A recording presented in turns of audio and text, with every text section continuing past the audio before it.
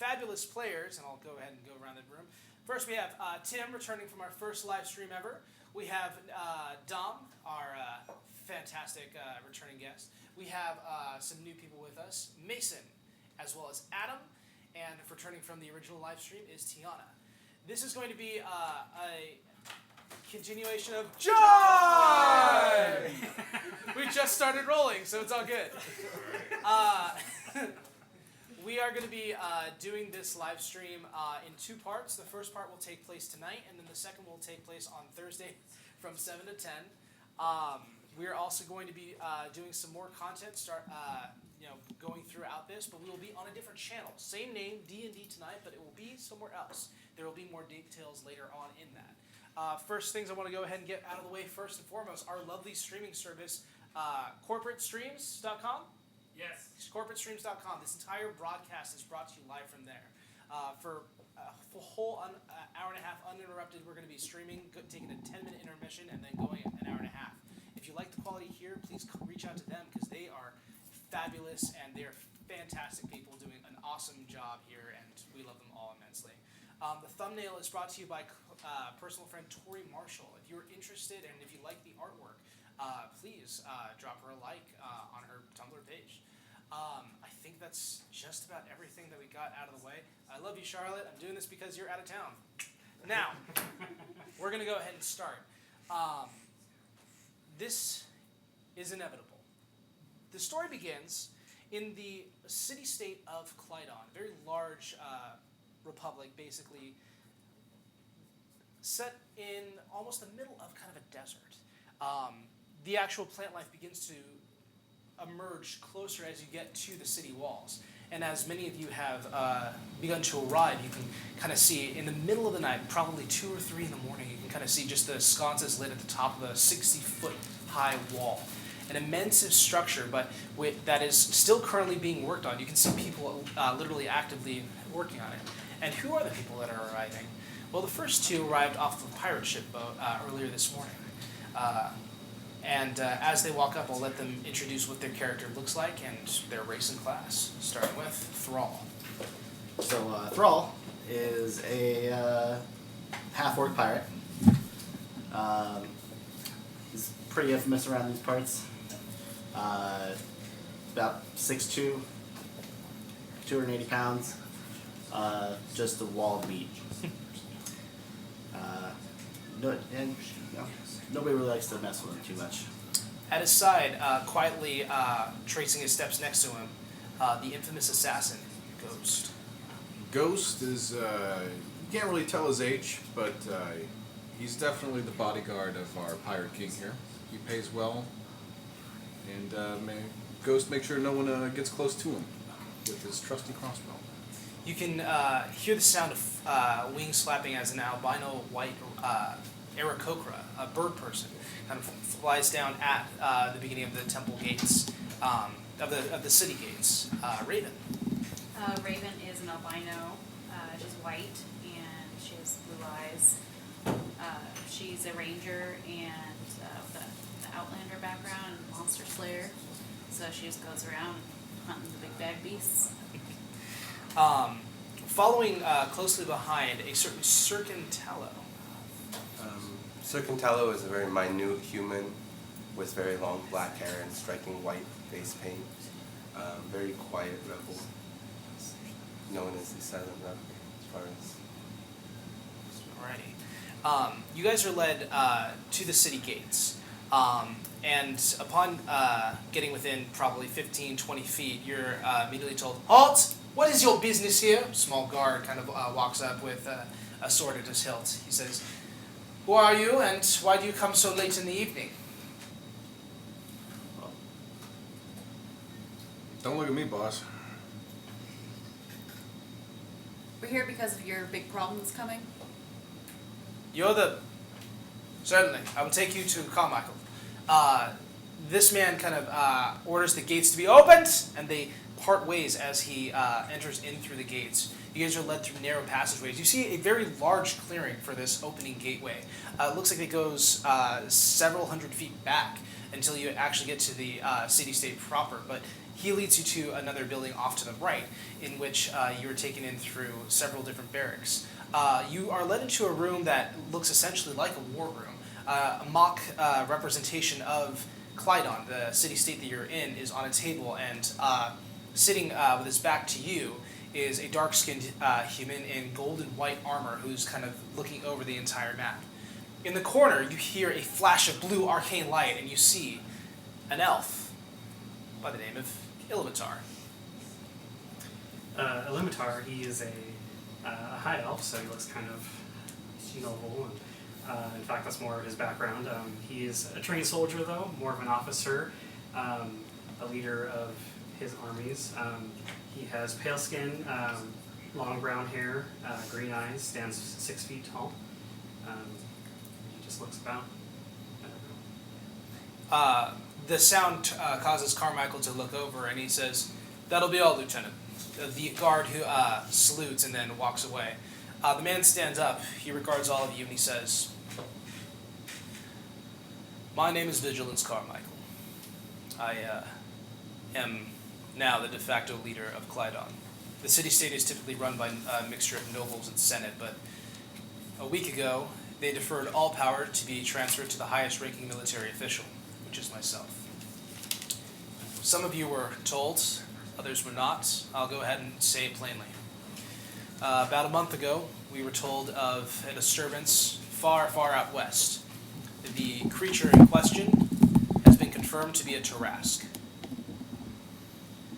This creature has been making a beeline for Clydon since we first found out about it. Scrying daily on it tells us that it has not deviated from its course, and it has taken up the scent of our city, and it is heading here. Over the past month, which frankly was not enough time, the Senate had argued over how they should best subvert this thing, trying everything from a full-on attack on the Tarrasque to trying to subvert it with bait to another location, to more arcane and illusionary means. All have failed. It is expected in 3 days. We sent out word to some of the most noble legends of our realm, in all of Scaldaria on Oros. You were the ones that answered. Ilimitar, the so-called God-Killer, the Rebellier, the Rebel, Sir Cutalo, the infamous monster hunter Raven, and the Pirate King and his notorious sniper. We had written to others. They have not come yet. There was a price offered, and frankly, I don't know what it is that you would require, but we can, in fact, make all of this worth your while. In loot, gold, titles, you name it. I need to know, though, that you are prepared to face this thing when it comes in 3 days' time. He kind of looks around the table. Well, are you? Of course. It's what I do. Never failed at a bounty, I've taken on. He pays me, so Sir, I'll strike down this evil. is welcome. And you. Duty calls. Do not be so quick to throw away your lives. We should discuss further what this creature is. In the morning, I will take you to Cedric Delaven, our court wizard. She has found numerous texts on ancient dealings with Tarrasques and can possibly shed some light on what we'll be dealing with. Go ahead and get some rest. There will be accommodations provided for you. We will meet here in the morning. The two guards that were in the room, almost silently in the corners, kind of come forward and begin to escort you to a different part. Is there anything that you guys would like to do before you go to sleep tonight? Anybody of note that we come across? Make a perception check. First roll of the night, people. come on that one.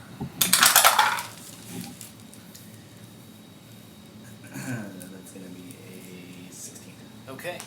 16, you do hear a kind of a scuffling down the halls. It looks like there is a red-skinned tiefling who is speaking with a halfling. The halfling is shouting up to him saying, "We need to have all of our crap together before the morning comes of the Tarrasque. And what are you doing? You're drinking and taking pot shots at the wall? He's like, well, we're going to need to be able to shoot something that is literally the size of a wall, so I thought I'd practice, short up, and then he's like, don't patronize me! You will, and that's kind of where the conversation ends. You guys are brought to accommodating quarters. It is a single room with 5 beds in it. There looks to be there's a 6th one in there, but there are 5 of you. You basically are spending the night unless you guys choose otherwise. Okay. Anything else that we're doing before we go to bed? Cool. The night the night passes into dawn, from the early morning into proper morning. You guys are awakened, and the same tiefling kind of comes up. He looks like he is in kind of a royal dress, kind of more of a uniform of like plate mail with kind of more leather bound around the chest with a insignia of Clydon, which is a snake devouring a lion. He says, "So, you're going to be killing a Tarask for us, yes?" Yes. So it seems. Anyone tell you what you guys were in for? Not at all. Well, come with me, and we'll learn a little bit more about what we're fighting. He kind of takes you through the city, and you get to see a large portion of people. The streets are basically lined with lines of people who are currently like registering themselves and going into spots for what look to be like an underground bunker. The tiefling kind of points off to the left. He says, "The people are supposedly going to be safe in underground encampments during the course of the battle, but of course, if Tarask just eats everyone who's fighting it, then it'll have no problem digging in and eating everyone in there. We don't tell the public that, but I feel like they should know that. well, you're free to tell them, but you're just going to create a panic. If Why not let them leave then? Yeah. They're welcome to. We actually issued everyone to leave, but also, this entire thing is going to cost a lot of money. I mean, look around. And as you see, there are several people who are bringing lumber, stone, and other such metal workings up to the area where you first came in. He says, we know that the Tarask is making a beeline for that direction, and it is costing a lot in order to make sure that we are properly prepared for it.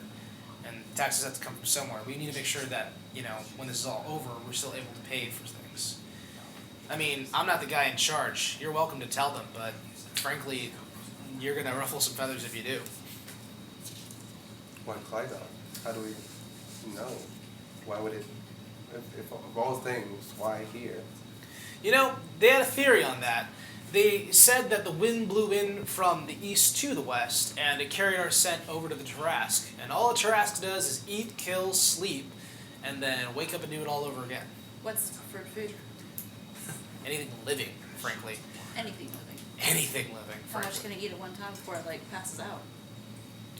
We sent a score of about 50 men to fight it head on.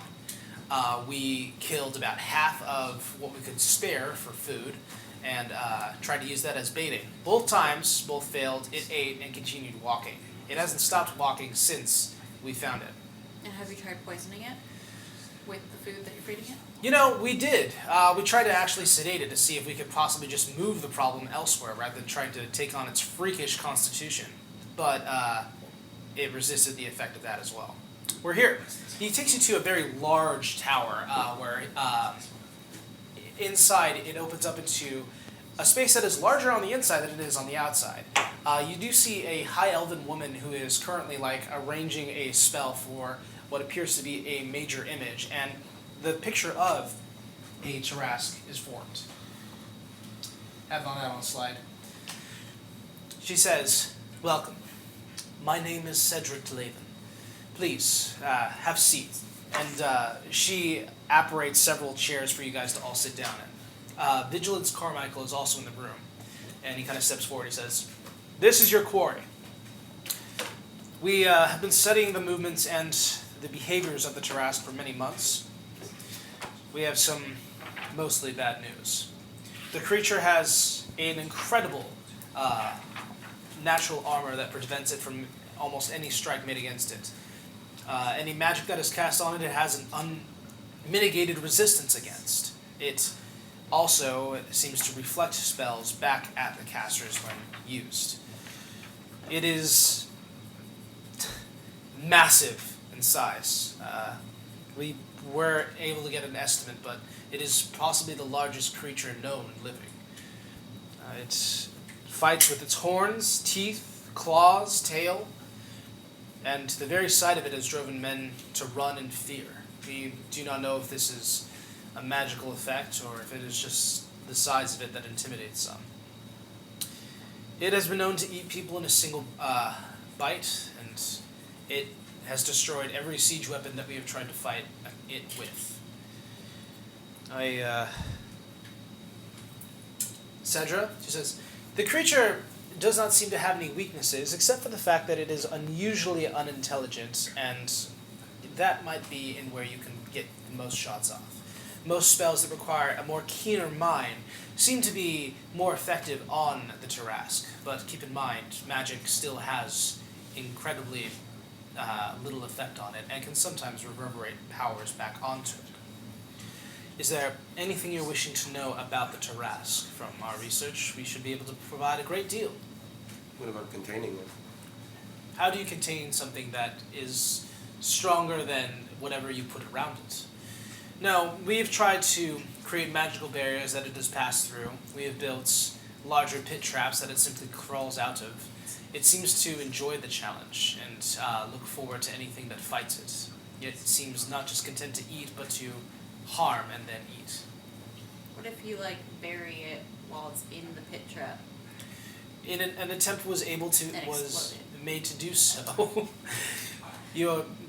I like you, Eric Kokra.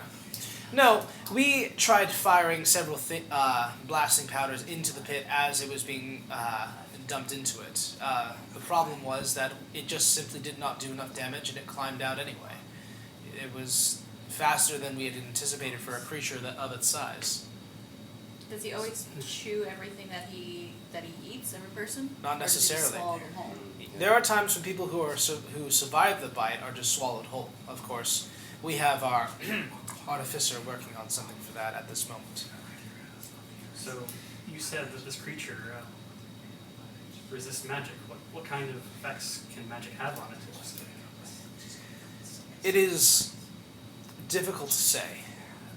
The wizards that had tried it simply cast different forms of magic on it.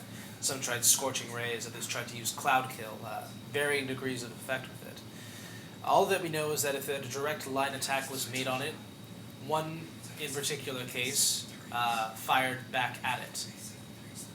And that particular wizard was killed by his own spell. Here's a question.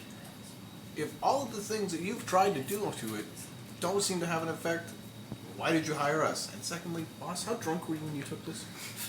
Might have been a few in. We're calling you because you are known legends. The city of Clydon is not experienced with dealing with large monstrosities.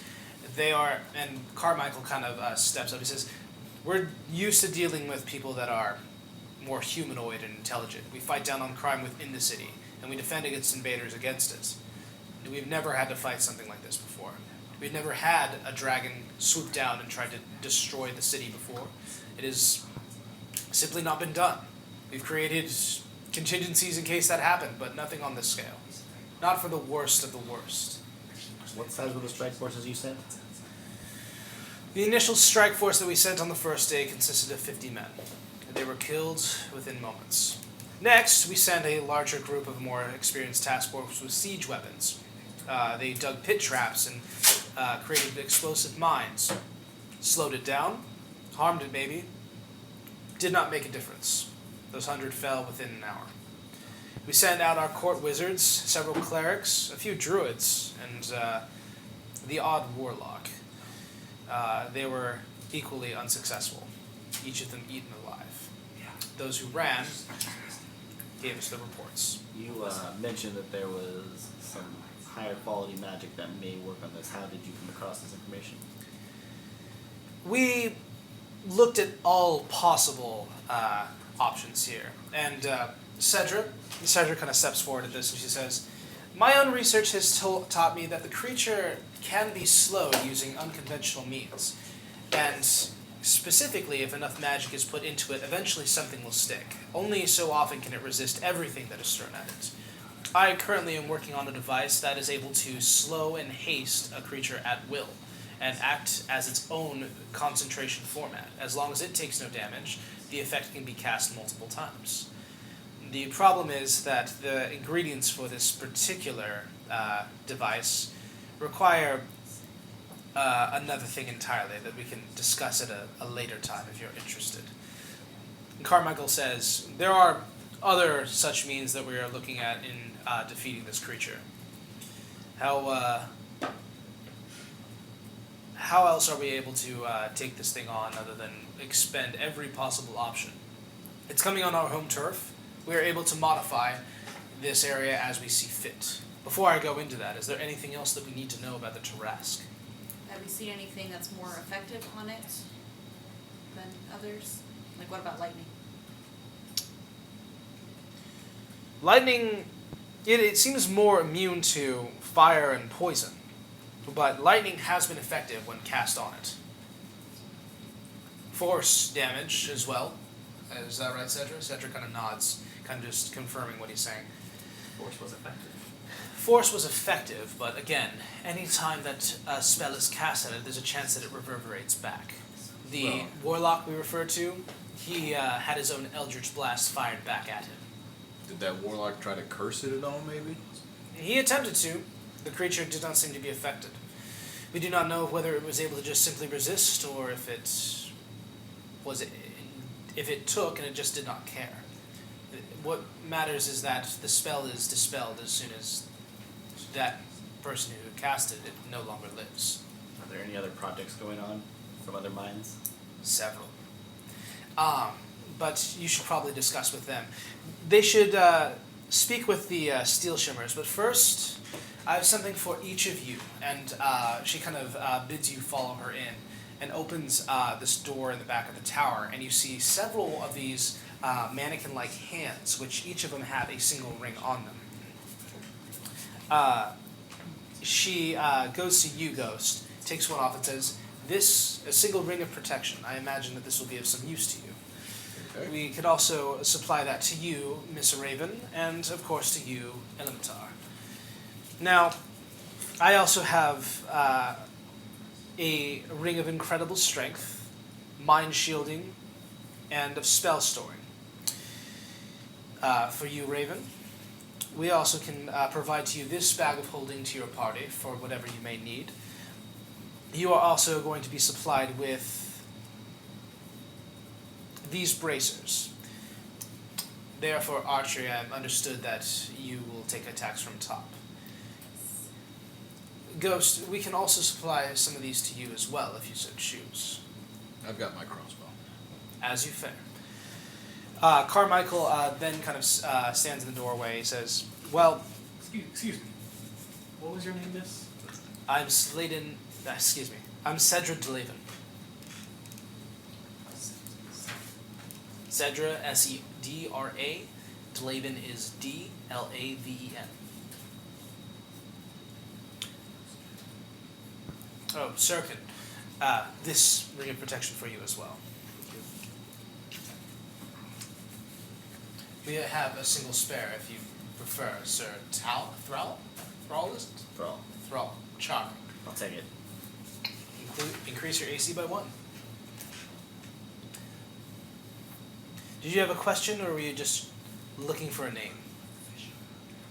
Oh, I just like to be introduced to the people that I'm speaking with. Very well. Carmichael then says, "We have a long day ahead of us, and I'd rather show you to some of the other people that we will be working with." He bids you come with him, and as you follow through, he says, "We have spared pretty much no expense on funding the defense of our city, and I'm not experienced with monster hunters. When the Senate finally gave me the full authoritarian power, I thought, well, great, I have just enough to command the last days of Clydon. But we have steel workers and arbalists and siege weapons at our disposal, and as long as you remain in the city," and he hands you a single, what looks like a badge with a golden hand on it, it says, "You will pay for nothing as long as you are here. Whatever resources you are looking for, you are free to have. All of our vendors will recognize this and immediately supply you with whatever you need. Now, we're going to be seeing the Steel Shimmer couple, Anna and Gretchen. They are going to be the ones who will supply you with weapons we've been able to forge for each of you. Now, let us continue. He takes you down the wall to a small little, like within the city, and you guys are able to find yourself in a forge that actually goes deep underground. The sound of like banging can be heard, and you see lots of dwarves moving around quickly. At the side of Carmichael, one red-haired, red-bearded dwarf kind of looks up. He says, "Hey, Carmichael, welcome!" And he kind of walks over. He says, "These are the people. Gretchen, pleasure to meet you all. You guys are going to be taking on the big beastie then, eh? You're going to need better gear than what you've got right now. You, sir." He supplies you with the Lotus Blade. He's like, this will probably be useful to you. And you, sir, a Vorpal sword. We forged that this morning. We are going to go ahead and supply that with this as well. And he gives you a chain. He's like, put that to the edge of it. It'll bring right back to you when you kind of yank at it. What else do we have? We have the. He kind of rolls down these quivers. He's like, we have in total 15 arrows of slaying. 10 for you, sir. 5 for you, miss. We have an oath bow, which that will be going to you, miss. We have, for you, sir. We have mithril plate armor, as well as you, Sir Talo. And what do we else? What else do we have here? We have a lightning javelin. We have 3 lightning arrows. Scratch that, no lightning arrows, just Ah. extra slaying arrows. We'll go to the arbalists. Actually, here, give these over to Fenris. He'll need them. Okay. What else do we have here? Han, did we have anything else?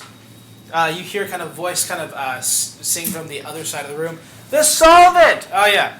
For whatever reason, this was requested the other day. And he puts 10 jars of universal solvent on there. You just kind of shove all that into the bag of holding? Yep. Perfect. Alrighty.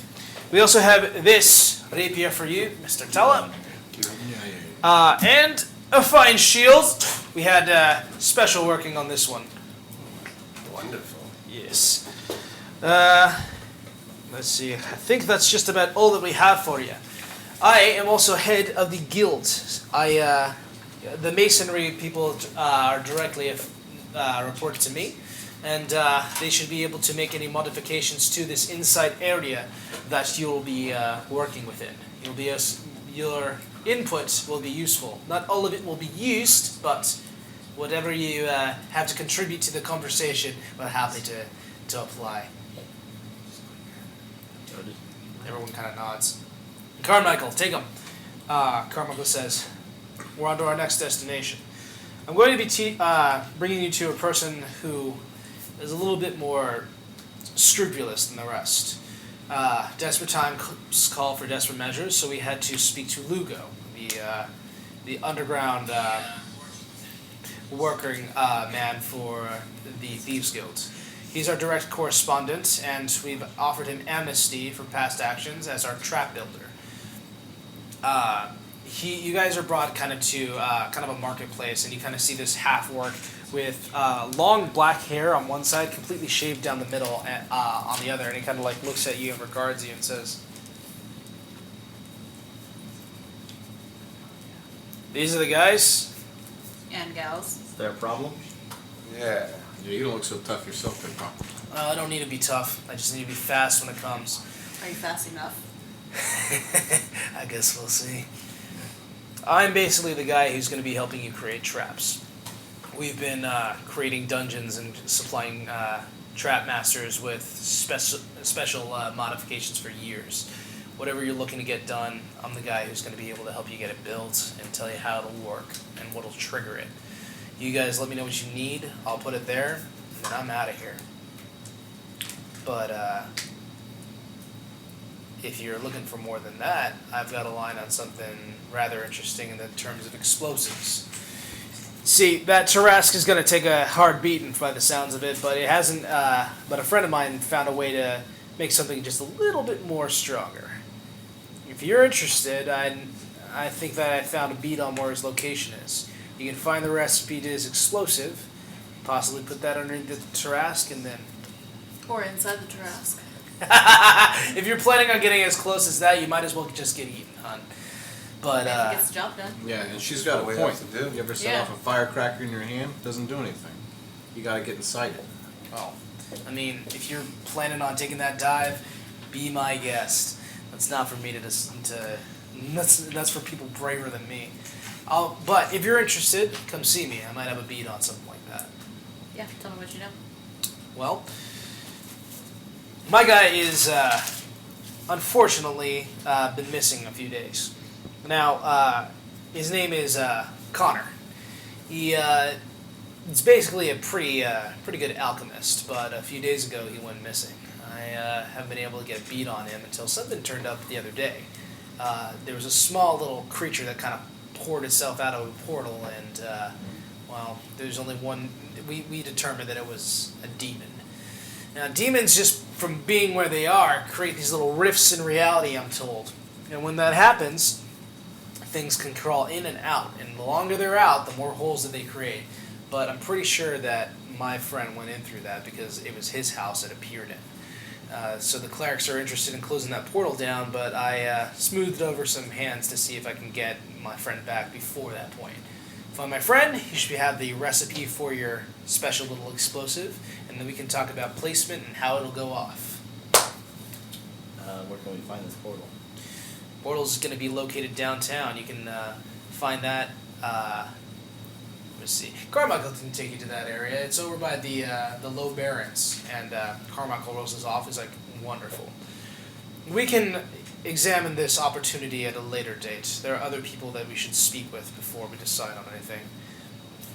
He continues walking. He says, my own research has been into the arbalists of the city. You're about to meet with a few of them that are well supplied and well trained. This, all my notes. This is Kai Fenris, and you see the same tiefling who led you in here. He's like, howdy. I'm an arbalist. I understand that you are a pretty practiced sniper. Is that right? Well, Yeah. the worst thing about using a crossbow is the reload. So we decided to heck with that. These are standard issue crossbows from Clydon. It automatically loads. Kind of bucks down on the time you need to shoot things. My gift to you. So you no longer have to take the loading action as a bonus action. He's like, now, the problem is that we've been having is we can be set up anywhere, but if we're firing at this thing, we barely can get a hit in. What I recommend doing is going and finding out what happened to our lost shipment of special weaponry. There was something we put out a specific request for, but it went missing about a week ago. We don't know where it is. We're trying to send out an excavation crew to find out exactly what happened to it, to survey, where it went down. But I'll get more information on that, and if we're interested, it'll help our forces here do a little bit more damage to the Tarrasque itself. Still, it was a pretty heavily armed area, so I'd imagine whatever took it down was pretty strong too. What kind of special weapons? Well, most of the weaponry was it was propelled in a special way. It used arcane magic to, once it hit the beast, to start drilling into it. So it removes the idea of armor for this thing. It makes it a little bit easier to hit. All the arrows that are fired out of it hit with a little extra something. But yeah, looks like we're not going to be getting that unless someone goes and gets it for us. Could be you guys. I mean, Or was it Wesley? over by the Mercer Sea. It was en route back from Helena, and I guess it went down someplace closer to Archipelago. But we're confirming that report now. You do see the same kind of halfling that you saw last night, Thrall, who kind of comes in and says, Ferris, you're needed elsewhere. Hi, I am Lieutenant Ibis. You may report to me as far as the placing of my troops will be, and only to me. You don't need to deal with rabble like Kai Ferris. Is there anything that I can be of any assistance to you in this matter? Do you have any blasting powder? Okay. You have men. We have several men. a lot of them will be supplied inside the city for when this eventual first initial incursion will break apart the first wall and kill everyone there. How many troops do we have? We can supply you roughly 20 or so men towards the first part of the walls, and we will put another 20 leading into the actual capital. At that point, we will be securing places of immediate concern. The rest of our garrison are positioned throughout the city in case it decides to go in a different direction. We're certain it's coming this way, but we're putting the bulk of our forces here. Several siege weapons have already been constructed. We're just working on placement. Just my concern, what siege weapons? We're currently working on larger formed crossbows as well as molten metal to be poured onto the beast to see if it has any effect. Several other... something recently made are zip lines that we are making for an easy getaway when we need to immediately retreat. We can post from high here on the wall all the way down to the ground and get there in a matter of moments. Or so I'm told. You won't see me at those. I will be in the capital where it is safe. Can they take us up? Not unless you have the power of flight, good sir, and at that point I'd rather just flap your wings. No, these are strategically to get onto ground level. These are strictly for retreating. We will need to. This entire first incursion is literally lambs to the slaughter, lest they know it. But the important people are being held to the back. How many men do you have total at your disposal? The city guard numbers in the thousands. The official unscripted army is something in the tens of thousands. But most of those people are, well, indisposed of right now, fighting a different front at a different location. We are unable to pull back from there lest we lose territory. And the people in charge are fairly certain the Tarask problem will be dealt with. I'm of the same mind. So you've given us about 60 guys to deal with this giant thing? You can have 600. I doubt it'll make a difference towards the front end. Maybe if we have 61, get your ass down there on the line with the rest of us. Yeah. No. I will be leading the counter-assault for when it gets into the city. Which it will. What's your plan for when it gets into the city? To throw men at it until it is dead. We Oh, number in the thousands. So no the allies, same no result. outside help. You are the outside help. I was told you 5 would be sufficient enough. Look, if you wish to write to the various other city-states of Scaldaria, be my guest. We are warring with 2 of them, and the third one is not interested in helping us. We've already made correspondence. The rest of the city-states depend on a very tenuous political alliance, or so I'm told. Essentially, all of them are just waiting for another one to get weaker, and then all prices throughout the economy are then leveled because we are buying at a rate that we are needing supplies, and they are selling at a rate at which they know we need. If that makes any sense. Well, with people Thank like you you for in that. charge, it's a wonder. There's a reason I'm in charge, boy, and why you're still such a sellsword. Now, if there's nothing else, I'll be leaving. I have Give an me idea. all I need. So I have an idea to get your other enemies to come help you. You're going to undo several amounts of war and chaos. Say you're gonna lead it to them if it gets into this place. Oh, we're very much told them that if it becomes their problem, then at least we'll have weakened it for them. What treaty is there other than help, I guess? Well, good day to you all. Ippis turns and he kind of leaves away. You can, as he kind of moves, a lot of the people just kind of straighten up around him, and as soon as they look, they kind of walk away from him with a certain demeanor of disgust. Carmichael says, "Unfortunately, he is in charge of the ranged defense of the city. I am in charge of the internal, which puts us at odds quite often. He's difficult to work with, but outright of killing him in front of everyone and court-martialing myself, I can't exactly do anything about it." Then don't do it in front of everyone. We're gonna need bait at some point. Yeah, I think I know just the person to do. I like the way you think. in dire times. If it happens, I didn't hear about it. Of course not. Carmine, Yes. I had a question. You were talking about some ground forces and maybe concerned about the reach of the creature. What kind of range does it have on its attacks? When it fought us, it could reach a full 15 feet in front of us to strike. Now, I'm assured that we will have clear visibility from a good 300 to 600 feet So when it becomes into view, we'll immediately begin firing at it, and possibly it'll take damage from there. But You said you've got ballistas. that's correct. Have you ever tried attaching chains to them? Maybe if you can pierce its armor, slow it down enough force stopping it from going in one direction, could give you the edge. You're talking about restraining the creature through the ballista? As best as possible. I mean, has anyone else tried it? That's a good idea. So I will talk to our metal workers, see if we can get something done. But they would need to be anchored to the ground sufficiently. That'll be how our metal will be spent. We can do it in this way unless there's a better use for it. Do it in some bedrock too. We can't dig that far below. This Magic. Is, Mold, even- like somebody with mold earth or something. Yeah, if you still You have any wizards druids? around, have Or them. druids. I'll speak to Blaven, see what she can muster through the circles. If we're able to secure our foundations, then maybe we can halt the beast from going further. Lugo had also mentioned about a modified version of a bear trap, something large enough to catch the creature where it was standing. Now, it's not that dumb. I'm sure if it sees metal on the ground, it'll avoid it in lieu of softer ground, but That's why you No, let it see. disguise it. Yeah, that's Yeah. why we get the bait. precisely. Problem solved. There you go. Don't tempt me. I would. I What- really would. What's needed Don't for worry, this you'll large have to. improvised bear trap? Well, it all comes down to resources. We only have so much metal. Currently, we can put about, let's see, 8 full-size traps that would catch the Tarrasque within the courtyard.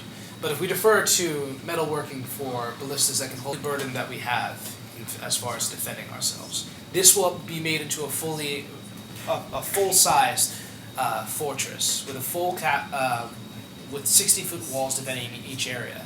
It will at least slow the beast. All of this is about getting as much damage in the time that we have. There's a brief window before it reaches the main city, and then we're going to have a problem. So nothing's pierced the hide of this creature. There have been lucky shots here and there, things where it has taken damage, but it's such unholy. It has such an unholy high constitution. It doesn't seem to reel back from any real effect of anything. Damage, yes, but it seems to just continue on as though nothing were affecting it. Do you know if it's male or female?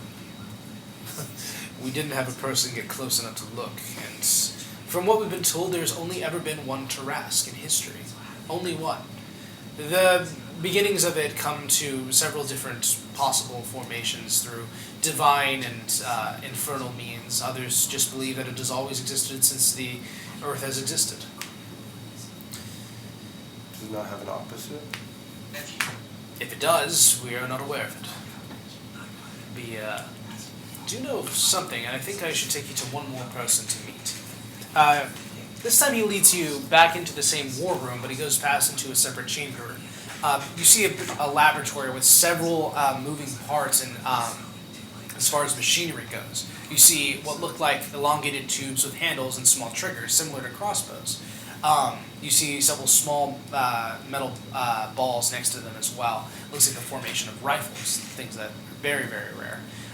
There are several things that resemble what look like flare guns. There are large automatons, like moving specific pieces to things. He says, "Gently, gently, please!" And you see behind all of it a gnome. Very frizzy white hair that kind of goes into this little mustache from the top with a kind of a bare chin. He says, "Ha ha! Gently, gently, put it down." And you see like these constructs are just like setting something on the ground. They're just like, "Ah, that's better." And it immediately kind of goes, "Ah." And he sits back. He's like, "There's no replacement for good work. Thank you, boys. That will be all. Hello, Carmichael." And he kind of jumps up and kind of grabs Vigilance's hand and kind of like shakes it. He's like, "Very good to see you. The work has been continuing non-stop. These are the gentlemen and lady. Pleasure to meet you all. My name is Ardon Terranfodder. I am known from the famous line of Terranfodders. Perhaps you've heard of me? No matter. Now, I have something very interesting. You see, when eaten by a Tarrasque, you find yourself in a very dire situation if you are not completely killed on the first bite. You will then be swallowed, crushed, digested, burnt alive through the acids of the creature. I found a different way. Look at this, look at this. He takes this small little pendant, places it to one of the constructs and tells him, go behind that wall. Go behind. Father? Father. Keep going. He kind of closes several doors leading up. He's like, now, imagine that he is several layers deep into the Tarrasque. I have this single device that can do some good. And he kind of pulls a lever and waits, and you see all the lights kind of dim in here as the magic is focused into one specific area, a tube that kind of fires down from across the hall through the doors, and it makes the construct appear once more. It's like, see? Perfectly fine. All of the construct's arms and legs immediately disassemble off of it and like fall off. Still working out the kinks, but it's better than being swallowed alive. Now, I was told to share some of the information that I found. Miss Laven put me on a lead, and I followed it to something rather interesting. The creature's main issue is that it's able to deflect magic that is shot at it. I say that if we're able to provide an ample enough window, we can harm it. But how? An ancient civilization fought the Tarrasque and was able to repel it. Not kill it, but repel it. They used specialized metal only found in that part of the world. The Zarin outskirts, several miles out of town, has been an area that has been of archaeological significance for a long time. Currently, it is a closed exhibition because a unfortunate, how should I say, Carmichael says, there's a blue dragon in it. He says, yes, but if the dragon were dealt with, and follow me, if the dragon were dealt with, we would be able to mine and create weapons for you that would effectively, when hitting the Tarrasque, open a small window where all magic becomes susceptible to it. The reflective carapace means next to nothing. It would only be for a moment, and you would have to harm the beast in order to hit it.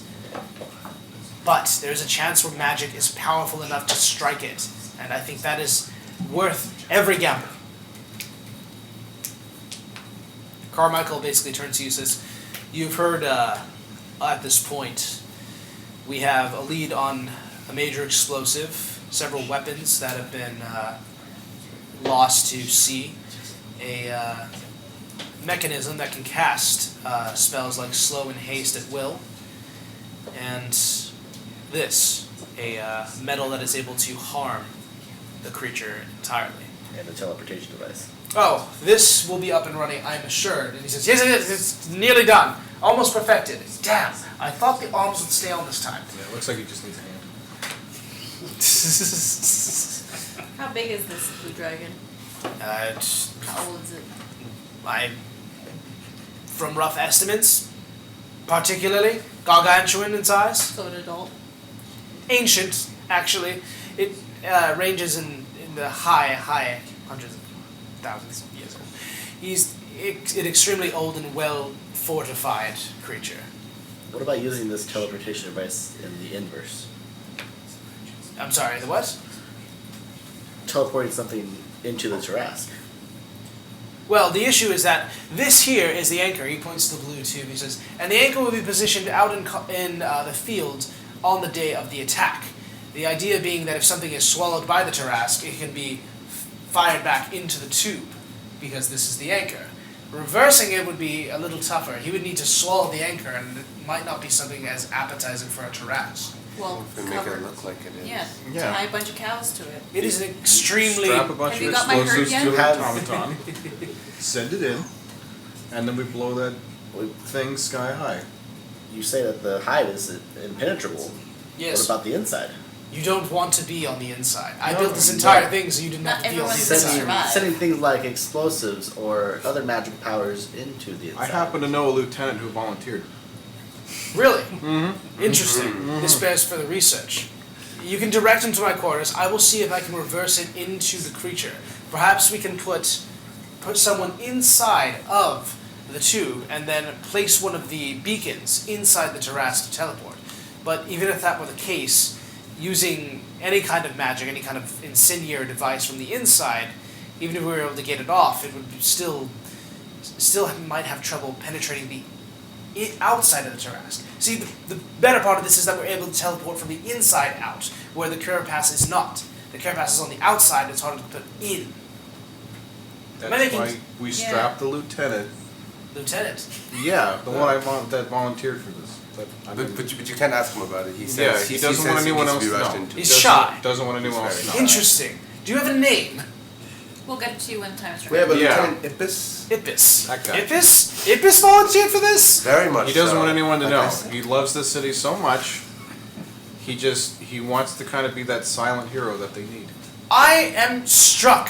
Who knew that in times of peril? Make a persuasion check. With assistance? Yeah. Are you proficient in persuasion? No. I'm gonna say no. It's a straight 12. Actually, I'm at- It's a straight 20? 12. 12, okay. Let me see here. Maybe he doesn't. He believes it. In my years, I've never seen trauma do something like this to a person, but it seems that he is just so self-sacrificing. I will go to him and I will tell him about No, this. no, you can't tell him. Well, how did we He suggest loves the city so much. I think if he had time to reflect upon it, he may back out. So I think you need There to is still just. fear in his You're heart. right. We just need to. When the moment comes, he'll know. Understood. And We then should. We'll put him under sleep so he doesn't feel anything. Yeah, we don't want him to suffer. Understood. It must be dignified. Yes. Truly. Yes. Perhaps I can build armor that can explode upon contact with the creature. There we go. I like that idea. Get to work. I will begin working on that. Carmichael says, I can't hear this. Go take a walk. I suggest that you join me. We have much to discuss as far as what we're going to be putting in defenses for Clydon's first reach. Where are we putting any of the things that we have here? We have several things at our disposal as far as traps, men, siege equipment, placement of walls and barriers, and we have this entire area before us to work with. If any kind of points to the war map. Have you tried lava? The most natural molten lava from here is about 3,000 miles away, and Straight down? that in the northern reach, it's by another city-state that we are also at war with currently. But how far is it straight They're down? at war with a lot Straight of down? Mm-hmm. The city-states are always at a perpetual civil war. Maybe you deserve it. Possibly. I am not of my own will. I act on behalf of the council that meets. But currently, I am the authority of the city. I would put every war on standby and pull every troop out if I didn't think immediately that we would have a problem by the time we dealt with this Tarask. It's annihilation either way. But at least in this case, we have a better chance. Well, here's my idea. Okay. We try and slow it down best we can. If we can't do that, we funnel it to our brave lieutenant. And once it has the lieutenant inside of it, we salute that brave man and we detonate that son of a bitch from the inside. Him, not the Tarask. The Tarask is innocent. Carmichael kind of like stifles a chuckle. He says, if Ippis was interested in being the human incendiary that you speak of, we could accomplish the same means with an inanimate construct like you saw back there. So where's the fun in that? Oh. Do we have any sort of large constructs that might be able to aid in defending the city? Simply, the ones that we saw back there were currently one working construct. I can talk to him about creating possibly more, but everything takes time. If we devote him towards this particular task, we cannot put him towards another. But I can tell him to do so. Make up an official write-up of the official strategy to fight the Tarask. Now, you talked about slowing it down. Are we talking about traps at the front of the gate, or what? Maybe ballistas if we could set them up, but we gotta find something that can pierce the thing's natural armor. If it can get a good grip on it, once the arrow enters its body, it may be able to slow it down long enough for us to actually do some damage. My concern is that it doesn't pierce their armor and its hide. What about That's what my concern is too. What about the special metal that's being guarded by the Blue Dragon? Can we perhaps make the ballista ammunition out of that? I believe. Sounds I feel Be like like more that'd be Mighty effective Dragon. than Yeah. It would be more than sufficient as far as I'm told. it may be more effective than just a successful melee attack. We can have Terran Fodder draw up the coordinates to where we're going to be going. I can send you there in a teleportation circle via Dlaven, and you can go ahead and fight. Well, if you can possibly, it would have to be disposed of. We are able to mine all the material and teleport it between places, but the creature would have to be dealt with. There's no other way I see around it. If you can take it on. For the Tarrasque, have you tried putting a bag of holding instead of a bag of holding? Do you happen to have a second one? Unfortunately, that is the only bag of holding that we have. No portable hold? What's a portable hold? It's a similar device. It has the same effect when you put one inside the other. As far as I know, the most magical items that we have in Clydon are currently being held on your persons, and you have the majority of them, I'm afraid. Don't we keep a couple portable holes in the ship? I wanted something else. So, say that we have the ballista that are able to pierce the hide and keep the creature in place long enough for us to deal some serious damage to it. What then? Do we have anything in case it's able to break free of those chains? You are the experts here. I've never fought a creature like this before. That's what the lieutenant's for. What kind of casters do we have?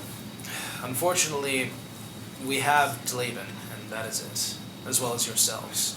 All of our magical forces died in the first initial assaults that we had against it. That was smart. Have you We tried thought throw as much as we can at it while it's still away from Clydon. Yes, sorry. have you tried to banish it? Attempts have been made.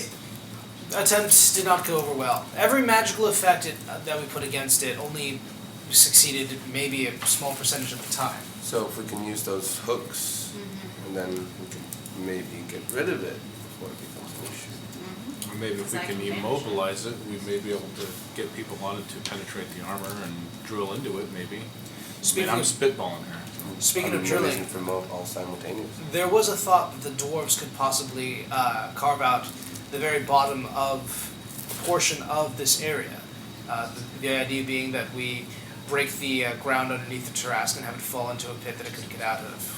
The idea was thought of, but dwarves argued over the amount of labor that it would take in order to breach depth that would actually affect the Tarrasque. And also there's always the issue of it climbing back up.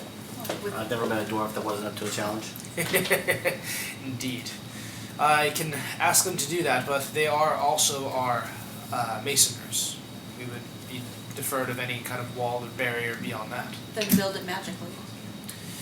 Building it magically is You're tough. digging it magically. Sounds like a natural disaster to me.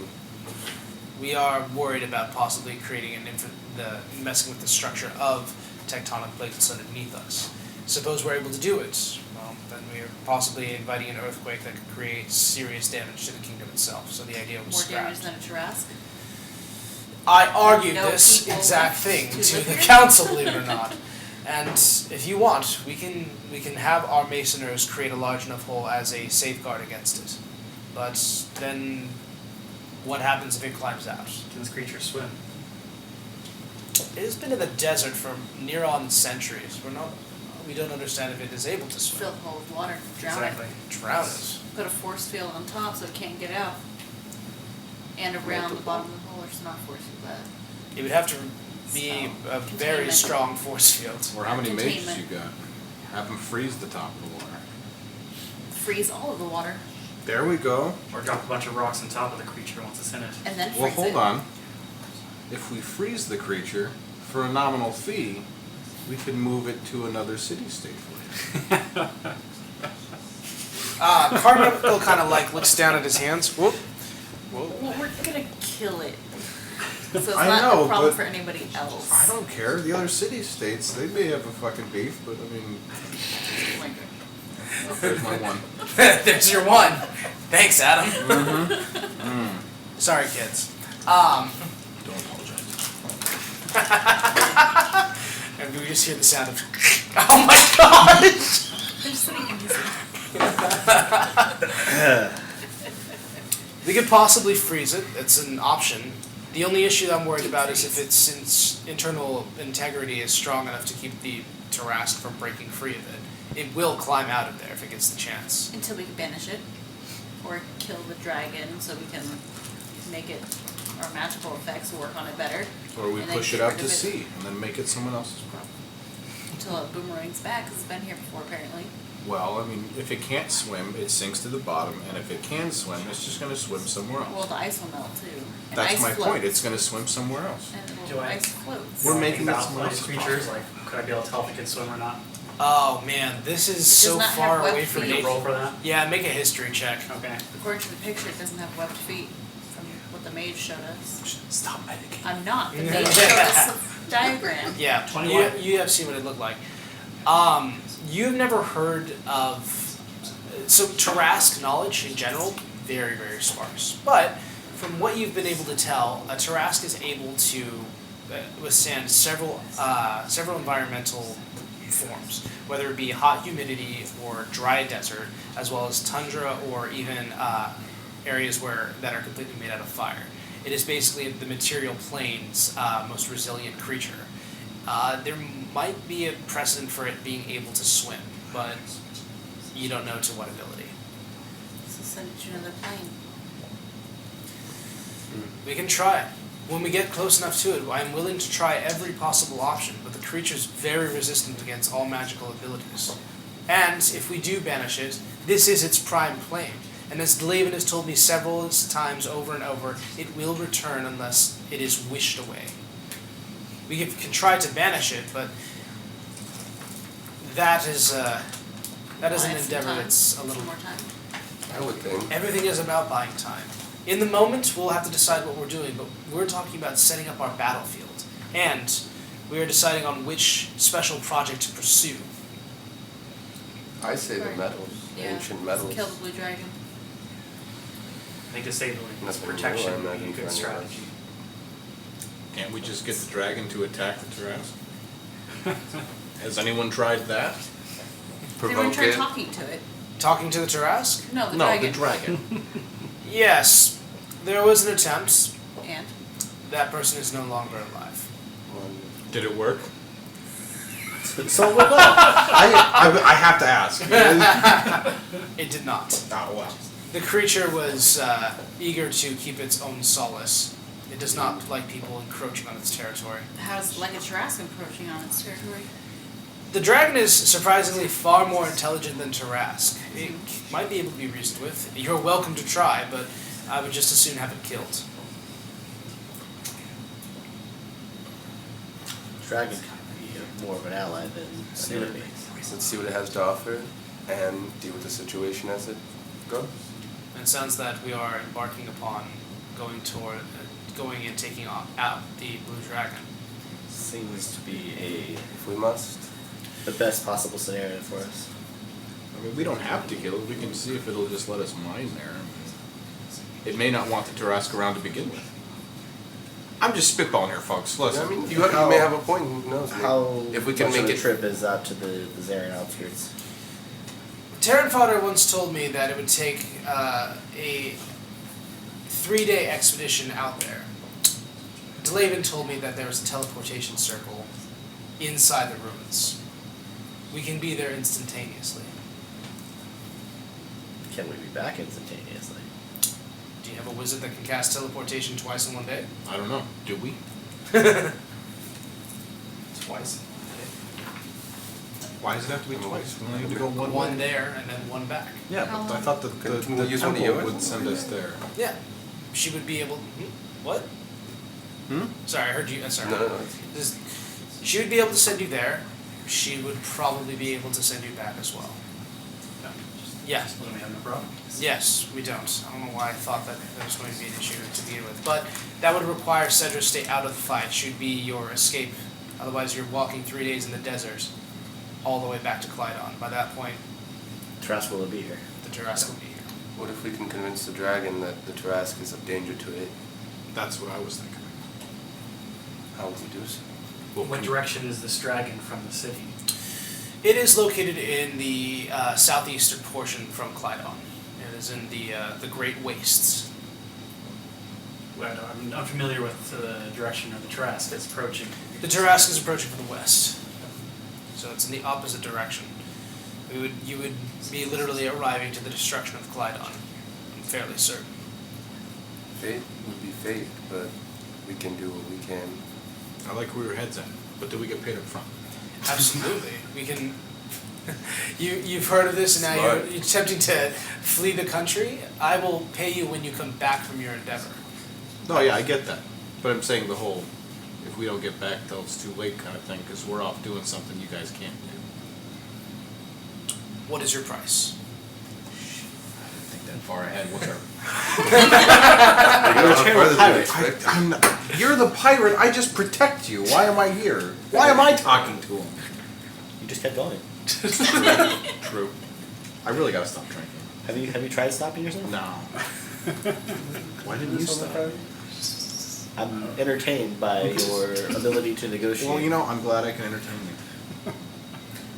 Good for something. True. Your turn.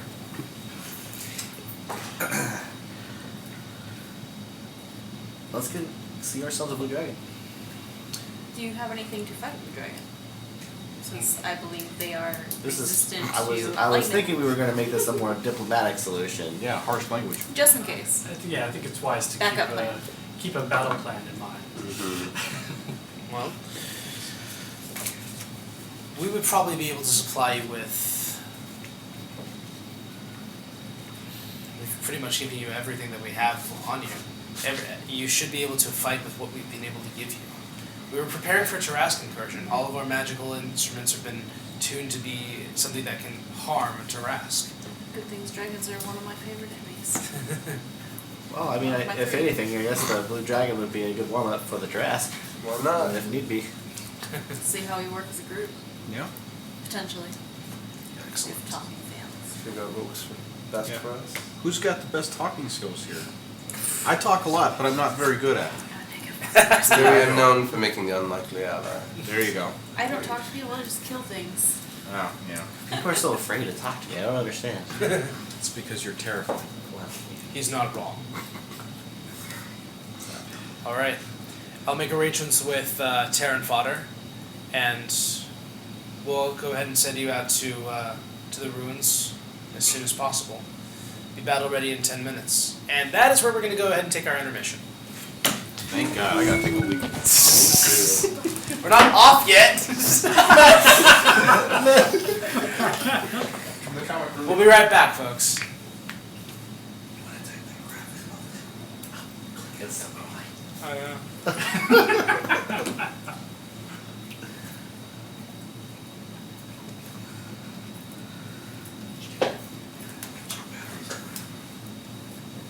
I don't know if Are it's you on. done now. I don't know. No, are we good? Yeah, you did. Oh, wait, where'd he go? disappeared. Where is he? No.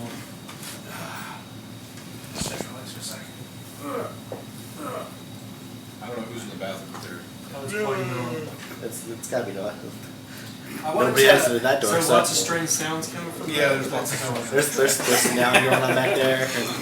The meowing is So, my man She was Tim fun here fun. had Yeah. created several different miniatures for you guys to have possibly fought.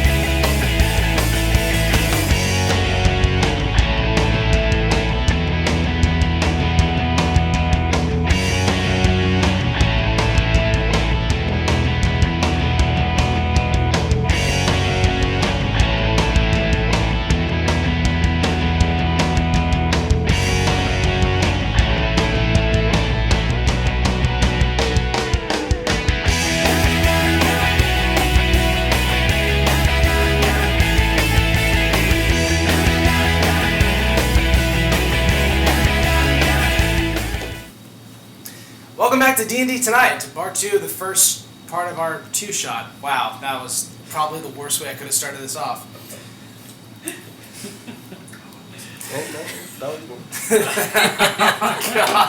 Part 2 of our part 1 of our Part 3. 2 of our part 1 of our Yeah, buckle up. It only gets better. These people have hands, arms, and legs. Yeah, no kidding. At all times. Alright, Stay people. centered. Your group had decided to go into a mine that is being guarded by a blue dragon. In that time, you guys have properly armed yourself with weapons that you need in order to get there. You are met by Cedra, and she says, "Are you entirely sure you want to do this?" No. 100%. Absolutely. No. No? No. I mean, you do what you want. I'm with you 100%. Have you ever been a dragon? No. I I have. think it's gonna be quite fun. All right. All right. Fun.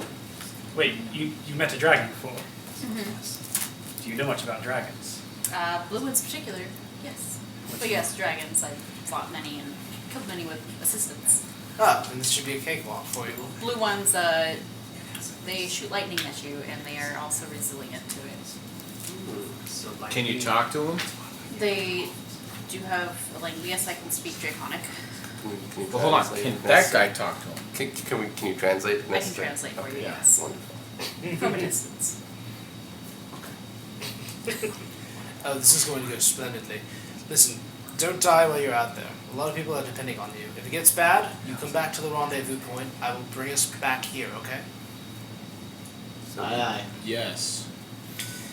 She begins to kind of move her hands in specific motions that begins to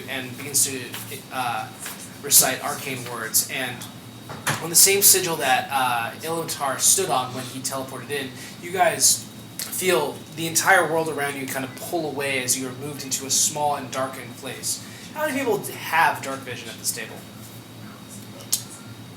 Raven, it's dark. Great. It's very, very dark in here.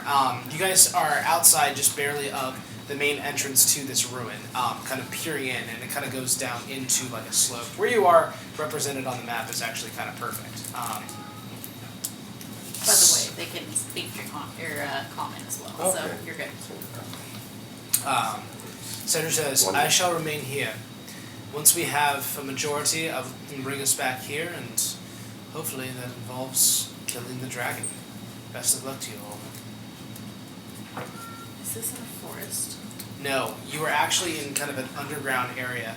It seems like this entire area is kind of covered in sand, which has been pulled down and kind of capsized this entire temple. You notice that there are columns that are holding up a roof of this place. The entire place slopes down deeper and deeper. And like I said, super dark for you. So your only kind of light is one that comes from the entrance and kind of splashes on this very narrow doorway. I can light a torch too, right? Yeah, you want to light a I'm torch? gonna light one of my torches. You're able to light up a torch, and there is the rest of this place. Cobwebs kind of abound in here, more sand and other inscriptions, and you can kind of see kind of markings on the walls. What would you guys like to do? I'm going to go. Make an investigation check. You're gonna look up and see the stuff. Can I help? Are you proficient in investigation? Yeah. Yes, you can get advantage for that one start. 15. With Oh, advantage. Delightful advantage. That's worse. 15. Alrighty. With a 15, I got you next. With a 15, you and Sirkin are able to kind of decipher that these are pictographs of a race of what look like high elves who had mined this material and fought against a great beast several hundred years ago. Excuse me, not accent.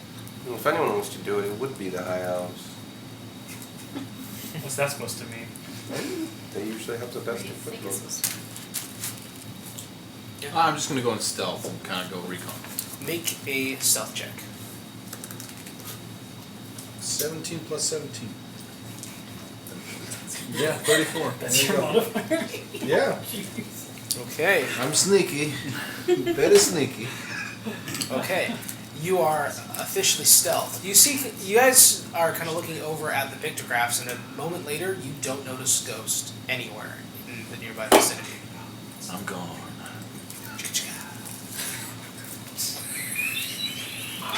Adam, what the heck, man? Okay. You're going in there? Yes. Did you pull out another one? Art imitates life. Oh gosh. Make a perception check for me. Yes, sir. 24 for perception. Okay. You will notice in the specific area that you've kind of gone into, you realize this ruin is not of a temple or anything like that, but it is in fact a mine, and those are load-bearing columns. Because the deeper that you've gone in, you kind of notice this kind of area that has several like deep-laden pits. There's an area, kind of this structure ahead of you that look like it is meant to be used as sort of a pulley system where some more people are dropped down deeper into this particular mine. And you can kind of see this rich kind of ore substance, not unlike that of some kind of it's similar to obsidian in a way, in its shape and form, but it also is it gives off this faint kind of greenish glow. You notice that kind of being in this room kind of makes your skin feel uncomfortable, itchy almost, just from being inside. You also, hang on a second.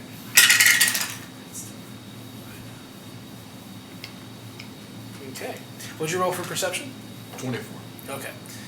You do notice the outline of a creature kind of over by this kind of makeshift mine shaft.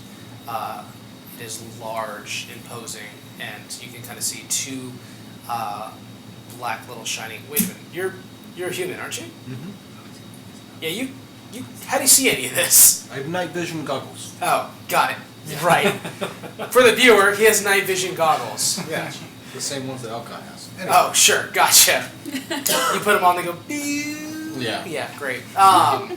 Which awakens the dragon. Yeah. Doesn't matter. Doesn't see me. Doesn't see me. It's all good. And then we gotta bring the sun down. Okay. So, you do see the outline of this creature in the far back of the room. Its eyes are looking about in the darkness as it's heard. It seems to have been awoken by the sound of you guys teleporting in, but it is currently acting as though it is asleep.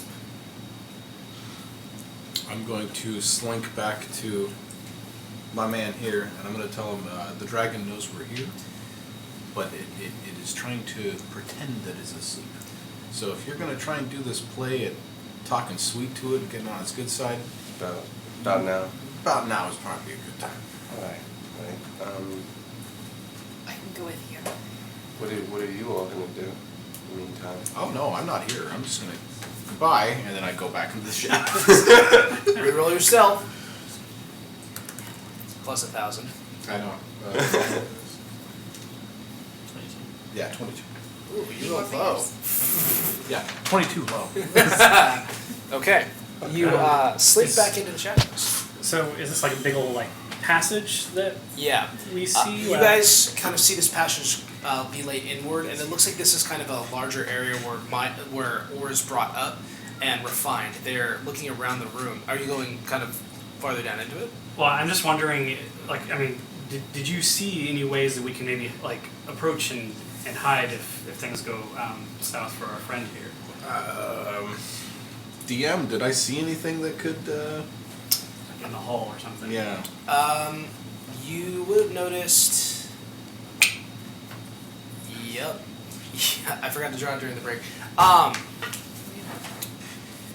There would be 6 points of cover, no larger than 3 squares, in an L-shaped pattern throughout the room. You can place them randomly. Like that? Yeah. Okay. So those look to have been like areas where possible areas for cover. It looked like it was kind of inlaid areas where people would place gear or take things off of racks, but they were barren when you went down into them. How many? 6? Yeah, 6. And over here too, or? Yep. Maybe around the. Around the room. Over here? Yeah, put one over there. You guys can I don't know if they can hear it on the camera, but there's a cat that's meowing in the background. So How tall are these covered? they are about 10 feet tall. Okay. So someone can hide behind them theoretically.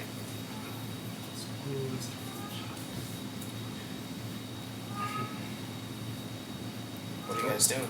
Well, we're going to do this, I guess. You guys ready? If anything happens, I'm just gonna have to.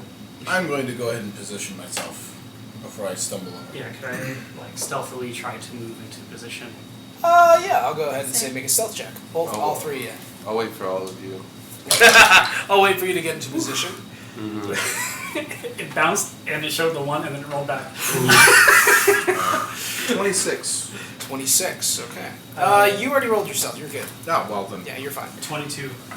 22. Okay.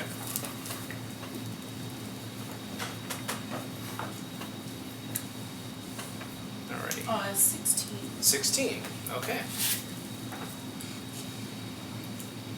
Where are you positioning yourself, Raven?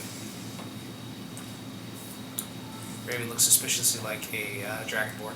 It's my disguise. 'Cause I have several things to disguise myself with. Thrall, what are you doing during all this? I am. Yeah. I think I'm doing more of a strut through this. You want to be right there with me? Sure. Let's do this. All That's right. why I'm walking. Just follow my lead. Whatever you say. So, Okay. I'm definitely gonna keep distance. About how far are we actually from it? Real time, that would be blocks you'd want to count up. Each of those was 5 feet. Oh, okay. So, well, I guess we just have to walk then. I want to come up to about here. Yep, you do so.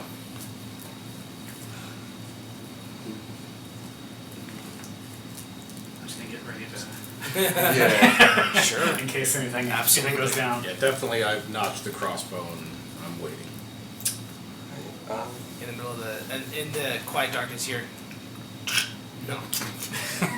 You also hear it's the sound of a can being opened for the third time. Alrighty. What do you want to say, Sirkin? Well, great one, as they might always say. And anyways, we've come to you seeking help.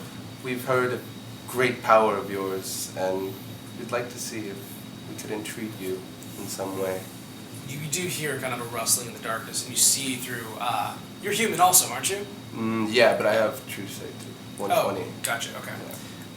You feel the detection. You detect this creature kind of unfurl itself and kind of stand proudly at its full, massive height, and it looks down and says, As it stands, I'm gonna bow and signal him to do the same.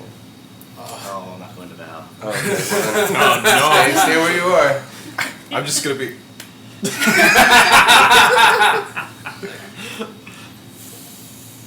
"Great one, that is a title. Now, what help have you sought, meager human?" It seems we have an outside force and one of the strongest in this realm threatening one of our major civilizations. He's- And Go ahead. While you're talking, he's going to move. Put him 10 feet to the right of me. Yes, perfect. Good. He kind of like moves over and he keeps his eyes on you as you're talking. well, I am worried for the safety of our people. I imagine that our many treasures and gold might be destroyed by this creature's path. And we were wondering if you would be able to lend some sort of aid. We hear legends of the metals that are housed in this mine, and if we could make use of them, that Yes. would be of great help to us. Long ago, the High Elves sought this metal. I've seen their scrawlings upon the wall as I've taken this place for my refuge. Then you would know best of all. You are fighting a creature that time has done nothing to destroy. And you come here asking for my help, but what do you offer? what matters most to you? What matters most is my dominion. These are my lands. This is my lair in which I ponder, consider, and hunt. So, food. If you don't have anything worthwhile to present to me, and only a monster to present to me as a challenge, I do not think that we will be speaking much longer. Okay. What if we could secure said monster in some sort of aforementioned agreement and bring to you whatever remains? Go ahead and make a persuasion check.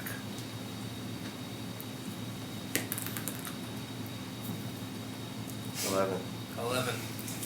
He kind of nods at this. He says, "You would bring to me to heal this great creature, and what would be my role?" You, merely a host, so we can access the means by which you own on your land, and then you will be free of us. To suffer the creatures that would be here even a single day would be tiresome. What else? What else can you give? I can promise you my own service to rid them of this area after said period. Mate, do you truly intend... Okay, is this a deception or a persuasion check? It's a persuasion check. Okay, make a persuasion check.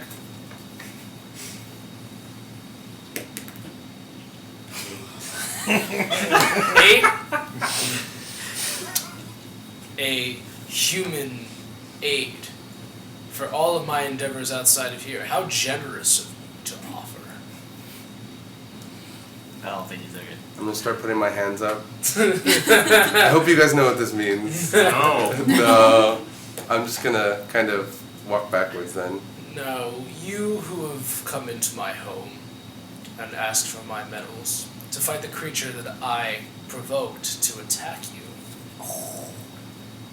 No. You and your friends behind the doors will not leave here alive. He's going to go ahead and have both of you make dexterity saving throws. You get it with advantage because Can I of... yell at him? At the Um, dragon as like a line? Sure. You can try. There goes your stealth. You are covered by He already full knows cover. we're all there. Yeah. Yeah. He had a 27 passive perception. Yeah. He's seen everyone who walked in here. The good news is that both Raven and Theron are... Wow. I did it, didn't I? You did. No, because he's Theron in the other Yeah. game. Robotar are both covered by stealth, so go ahead and make dexterity saving throws as he's going to do lightning breath. Ooh. Oh my gosh. I don't 8. think I have that many dice. How many do you need? I need 16 d10s. I just put my d10s away. Here. Here's 8. Here's What have I done? Okay. You've ruined us all. I know. Yeah, thanks, dude. It's okay. Six- It's gonna happen one way or another. At least we have like three a. right here. Oh my gosh. 79. 7. Okay, hang on. This is Put way three too many in dice that. for me to roll. I'm gonna go ahead and just say it's gonna be the Here. average total. Here. Here's all of them. You got 'em Really? all. Yeah. Is that 16 right there? Well, what do you have? 3. Oh, here. Take them. You can also use the percentile dices. I also have No, more. no, no, that'll get confusing real quick. I'll start adding 10 onto them. How many do I have here? 1, 2. Just don't. This is gonna be literally how 1, 2, 3, 4, 5, 6, 7, 8, 9, 10, 11, 12, 13. I need Here's one more. Just 14. match Hang on, I yours. got it. 14. So you have lightning resistance, right? Oh yeah, totally. It's a real good thing we didn't piss off the dragon. But it sounds like he learned the task I'm just gonna start rolling. At least we have some answers. That was my most important question. This doesn't even feel real. Jeez, let me take out my phone and start doing math on my calculator here. Alrighty, what did you get? Saving throws 8. 27. 27 and 8. Alright, you will take half damage of this when I add it up. Dead! How much HP do you have? I have a good amount of HP, I guess. Dead! Not as much as this guy over here. You've got 306. Not even close. I Right? know, right? How? How? I'm a barbarian. Oh. What barbarian, guys? That's like that's the only. You will take the full 101 points of damage, Oh. and you will take 50.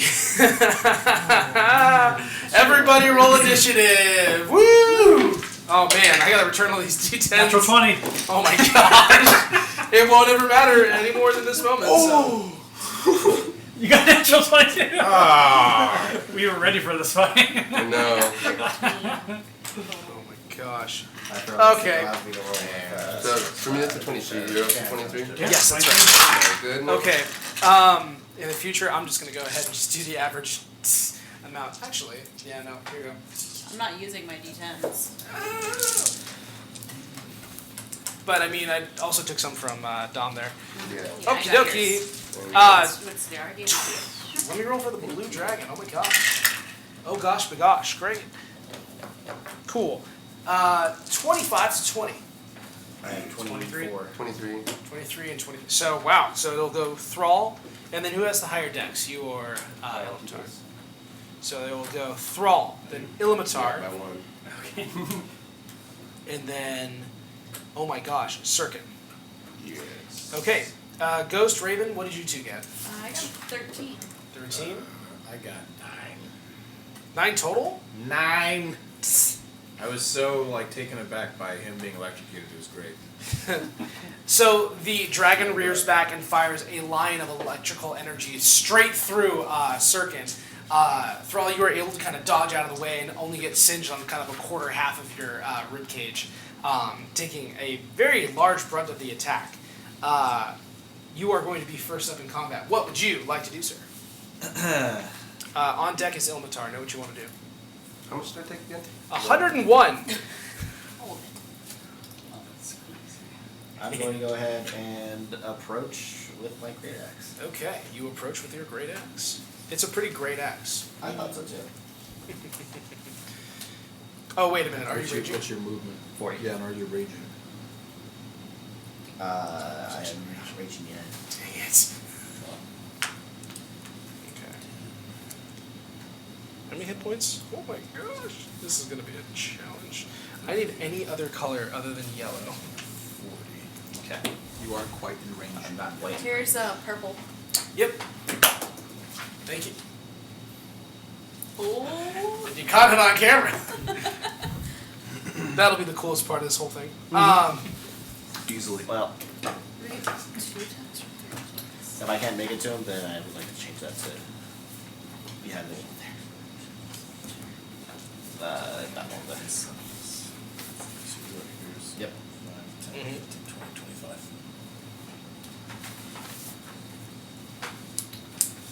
Build that up.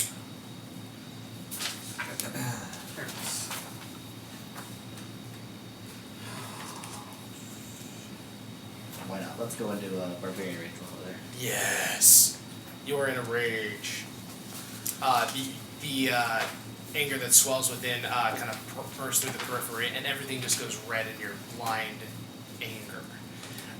Anything else? Active. You can use your action to take the dodge action, and it gets disadvantage on all its attacks towards you.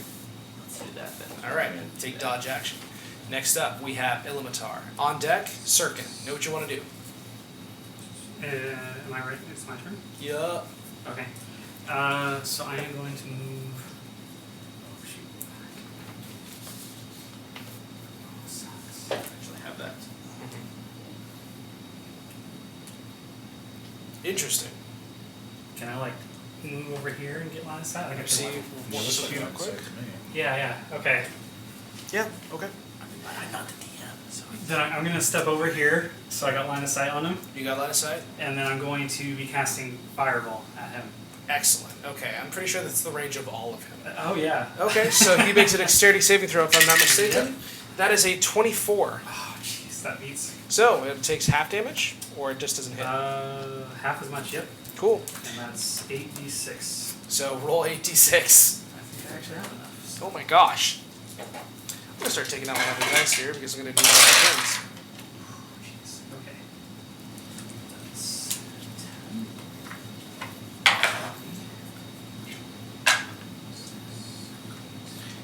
That's This dice, 28. So 14. Cool. Oh, I might.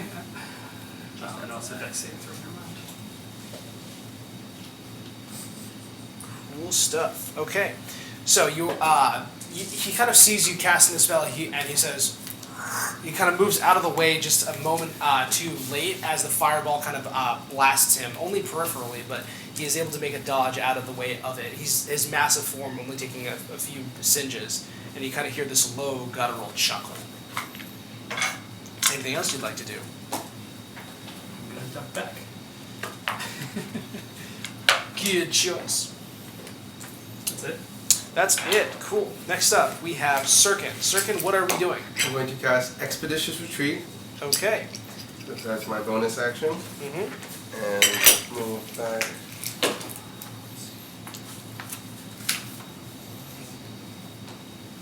And then my bonus action. Move back to here. And then as my action, I would like to cast Eldritch Blast. Eldritch Blast. Eldritch Blast. Wait, you're a warlock also? Dang it! I am just doing Oh, shoot. You're full level 20 warlock? that. Yes. Oh, girl. Alright. Go ahead and make a ranged spell attack. And this is, there are 4 beams. Oh, Now that I think gosh. about it. Make 4 separate attacks. It's like rolling with advantage, except not. I have these are all, so a 14, Mm-hmm. Does not hit. 25, Does hit. a 28, and a 25. Those last 2 will hit as well, so you can go ahead and roll damage for 3 of those attacks. 1 is 7, 1 is 5. And then the third is 10. So 22 points of damage in total. Very good. Force. Force damage. So reeling back from the electrical energy surging through you, you fire the first Eldritch Blast, which kind of ducks out of its way, and then you let off 3 more in succession that all hit into its body. It then takes its legendary action to go ahead and do a wing attack. Oh, hang on a second. No. Do it. Dang it. Those recharge anyway, so. Crap. It's going to go ahead and... Dang it. Not close enough to do any of this stuff. He's not going to go ahead and do a legendary action. Never mind. It's actually his turns, unless you have any bonus actions or movements you want to do. No, I've got everything I have. Perfect. First, let's go ahead and see if our boy regains his lightning breath. No dice this time around. Okay. I would like him to go ahead and take flight. He has 80 feet of movement with that. So I'm going to go ahead and say put that as close as possible to Thrall. Let's go ahead and put Ghost in there and Sirkin himself. Yeah, that'll probably do it. A little closer. Yeah, that'll do. Alrighty. So, make sure all the reaches are good on this. Yep, within 15 feet. You're going to have 3/4... I'm going to say, yeah, you're going to have 3/4 cover Thrall for this first attack, which is going to go ahead and make as a bite. Actually, first it makes its prideful presence. Everyone within 120 feet have to make a wisdom saving throw. You make it with advantage because you have slippery mind. 13. No! So, no. No! Huh? I have 20. 20. You succeed. 19. You do not succeed. Yeah, DC was 20. Alrighty. You are all frightened for 1 minute, which I am equating to 10 rounds of combat. I'm not. While you are frightened, you cannot. So, gosh, I'm I'm scared. gonna think after this. Go ahead and look up the effects for frightened on Player's Handbook real quick, while I go ahead and continue Mine this is in turn. the car. Well, that is no. Okay. The long and short of it is, while frightened. Here we go. While you are frightened, you have disadvantage on ability checks and attack rolls while the source of your fear is in line of sight, and you cannot willingly move closer to the source of your fear. Excuse me. So, and you can make the saving throw at the Creature save throw is successful or end effects for it. Okay. You can end the effect on a success at the end of each of your turns. So, Is line of sight also behind coverage? it's if you are aware of it. This has nothing to do with line of sight. You are aware of it. Being frightened. Yeah. Just looking upon this creature scares all of you, except for Ghost, who's taken on harder targets than this before. So I thought you had a ring that allows you to do that, but It doesn't prevent me from being frightened. gotcha. Well, you are frightened. Now, let's go ahead and do first the attack at Thrall. I did So- make the dodge on that too. Okay. So then that is going to be a 30 to hit. That hits. Cool. But you took dodge on that? I did. Sorry, hang on, second time. That's a lot worse. That's I did not. that is 19. Does not hit. Okay.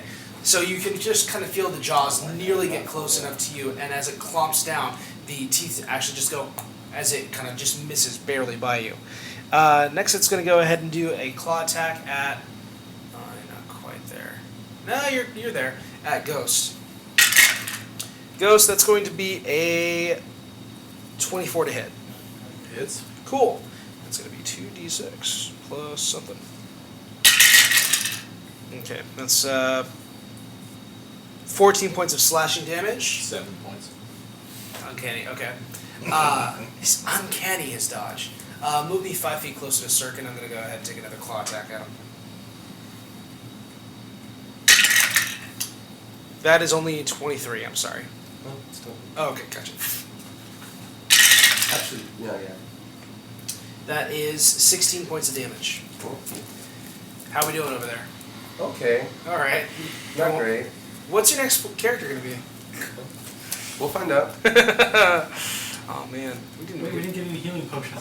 Nope, you didn't. You could have asked. Your You wounds. did not. I'm a Celestial Warlock. Oh, okay. So you'll be okay in that regard. Next up, we have. Okay, hang on. Bite to claws. Yep, that's it. All right. Next up, we have Ghost. After that, it's Raven. 10,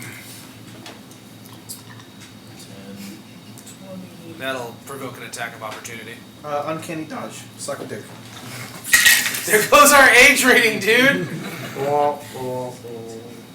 That's 26 to hit. 26 to hit. Yep. Does it? Well, you know, I'm just gonna use my uncanny action, and you don't even get a. Oh, No so problem. I just automatically miss. Yeah, you just automatically miss. 'cause Okay. it's a rogue. Alrighty. So it nearly gets your leg, and you just whoop. Yep. You Zoidberg yourself away.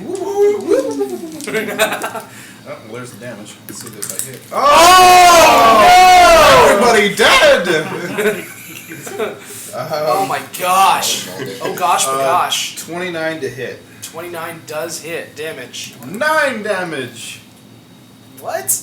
Yeah, because I only rolled a 1 for the D8. Okay. Oh, you only rolled a 1? Yeah. Crap. So I just sort of tucked and rolled and fired and probably got you a toe or something. I don't know. Okay.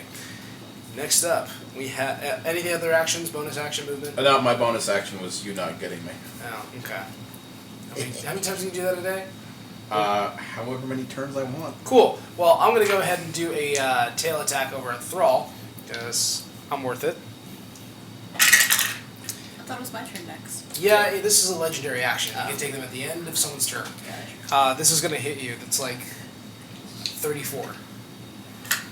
Am I wrong? Does that not hit you? Tell me what the damage is if you know what's gonna hit. Listen, I'll just. Yeah, roll damage and hit it. Okay, listen. 19 damage. Enjoy. Halved because you're raging? Yeah. Alrighty. So the tail attack hits you. Next up is going to be Raven. On deck is Thrall. Raven, what do you want to do?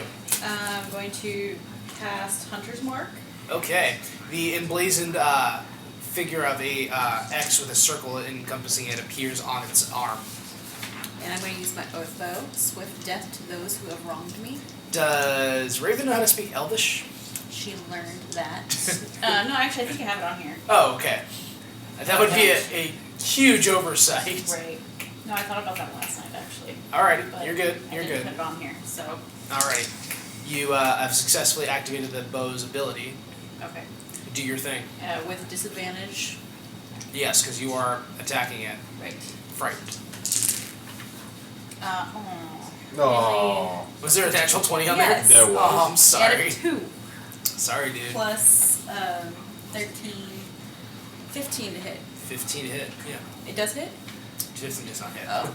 Can't tell based off what's going on here, but am I within 5 feet of him? You are technically in proximity of 5 feet, yeah, but you're behind cover for that. I'm within 5 feet. Okay, so then he would have what? My tone of the wolf. While you're raging, your allies have advantage on melee attack rolls, but I know it's not a melee attack, but just saying. It is not a melee attack, but I will Give that keep it in mind. information. I will. Okay, So I'm gonna attack him, same thing. go for it. Roll excellent, even though it's disadvantage. Yeah. 18 hit? No.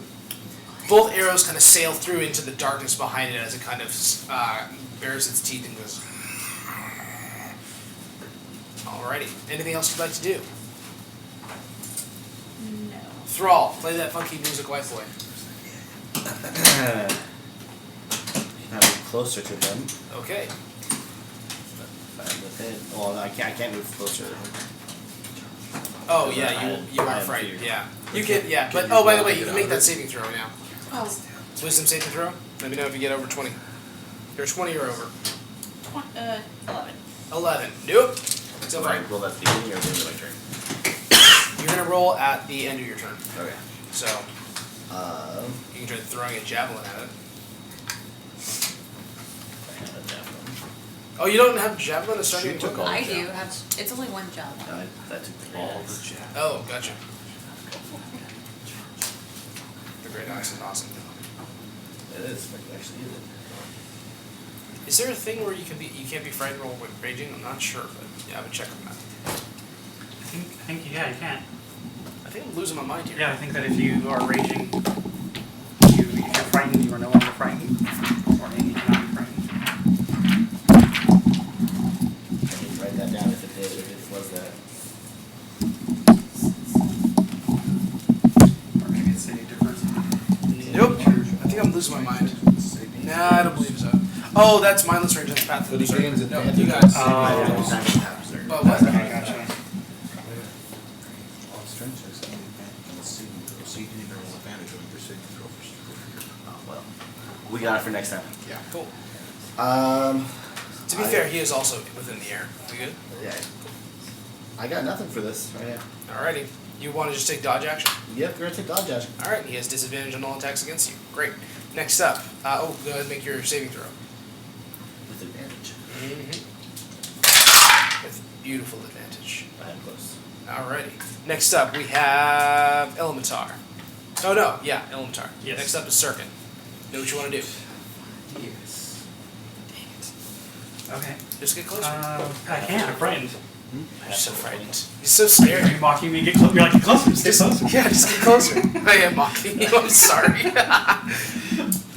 Okay.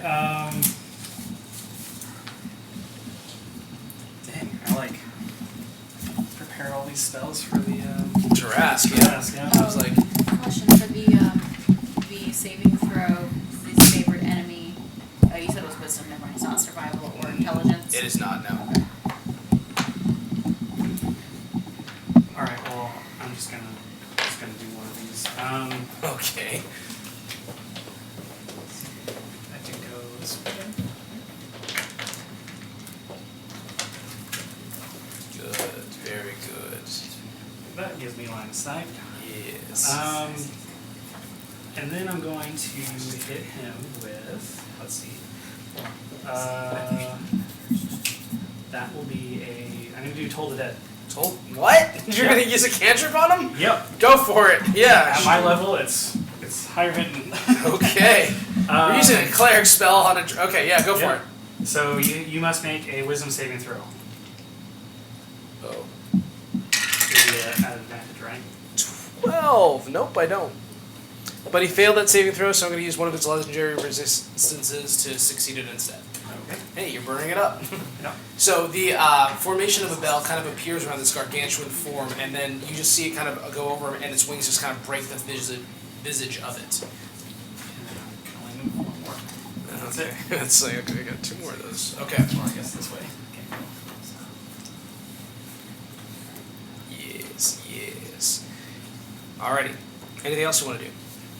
That's it. Cool. Next up, we have Sirkin.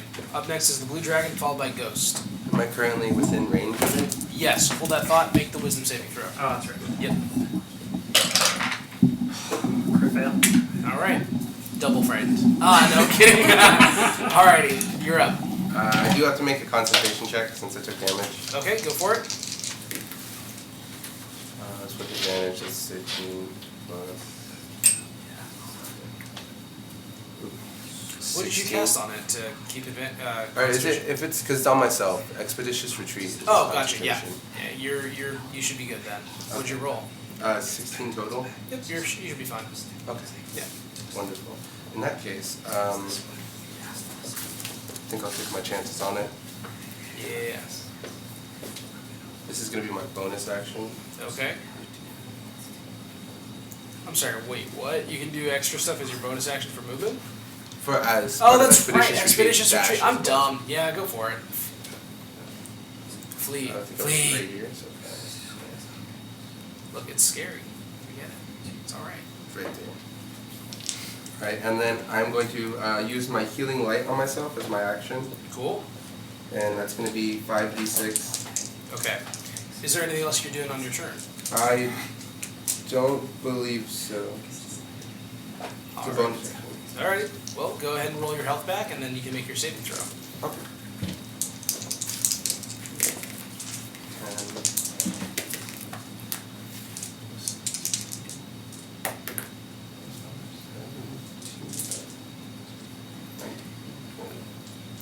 Yeah, 16 plus 5. Cool.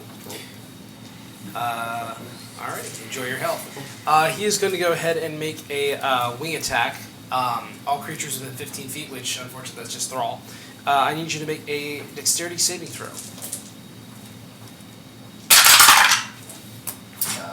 Nat 20. But Okay, nope. You will succeed, so you're going to go ahead and or take 16 and be knocked prone.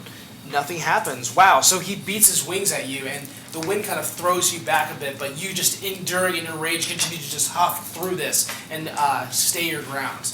The creature says, "Fall, damn you!" nah. Alrighty, it's turn anyway. Let's go ahead and see if he gets his lightning back. Wow, 1. Cool. Nope. Hey, that's fine. First, it's going to use its frightening presence. You're going to go ahead and make your wisdom saving throw. Wait a minute, hang on. You're immune to the effect for 24 hours. Never mind, you're fine. You did it. Good job for you. Dragon. Everyone else was frightened, so that's not going to matter anymore. So he's going to go ahead and... Yeah, let's go ahead and get right up in... He's going to land in front of the 3 of you. Go ahead and put me in a corner there. Yeah, that'll do. Okay. First attack. Yeah, the first attack is going to be... Make all those a disadvantage, please. Okay, it's fine. Wait, what? Disadvantage? Totem of the Bear. While you're raging, any hostile creature within 5 feet of you has disadvantage on attack rolls against targets other than you. An enemy is immune if they can't hear or see you. Can't see me, right? You are okay. Then let's go ahead and first attack you, so that I get to do that as a straight roll. Well, that didn't. Well, Shut up. That one. Doesn't matter. It'd be a 20 to hit with a bite. Yep. Huh? 20 doesn't hit? Oh my gosh! Once again, the jaws come up to you, but does not quite reach you. He's gonna go ahead and do a claw attack at Sirkin. Oh no! Light one out. Oh my gosh! That's a 16. woo, doesn't hit. Nice. The first claw does not hit. Second one. Hang on a second. Production. Light one out. Are we okay? Yeah, I'll switch the battery. Thanks, bro. Cool. No problem. Second attack is going to be at Raven. Oh, Raven's behind cover, is she not? Yeah. Okay. Then we'll just go ahead and make it over at you again. And that will be at the... That is frustratingly 19 to hit. Dang it! Sucks. Okay. So those are all 3 of my attacks. Next up, we have Ghost. Just gonna take another crossbow shot at you. You go for it. 25 to hit. 25 does hit. Damage. 11 damage. 11 damage. Cool stuff. Anything else you want to do? Bonus action. Oh, wait a minute. Was that... You're a rogue? Yeah. Okay. There are people within 5 feet of him. Oh. Well then. Too big. No. No, you don't get advantage. You get sneak Extra attack. damage. Sneak attack. Yeah, it's Sneak already been attack. I'm gonna activated. need 10d6. Oh my god! You're like, I've got 3 actually- right here. 3. Okay. No. Oh, yeah. The Oh my girlfriend God. provides. Yeah, I think- We're fine. That's right. So that is. Here goes. Are you ready, Bradley? I'm ready. Are you ready? Throw him gentle. Oh, goodness. That's a lot of Oh. sixes. And So fives. it's 11 plus. 11 Yeah. plus. Oh my god! Do you even want? Can the dragon just die now? Is that a thing? I don't know. Can he? I guess we're gonna find out. So there's 10. Reminds me. Nope. No, we're good. So never mind. 40. So 10, yeah. So 10, Wow, 20, yeah. 30, 40. 48 damage! 40. Sorry, how much? 51. Oh, sorry. 51. 51 damage. 51. Thanks, Thanks, boss. Me not math good.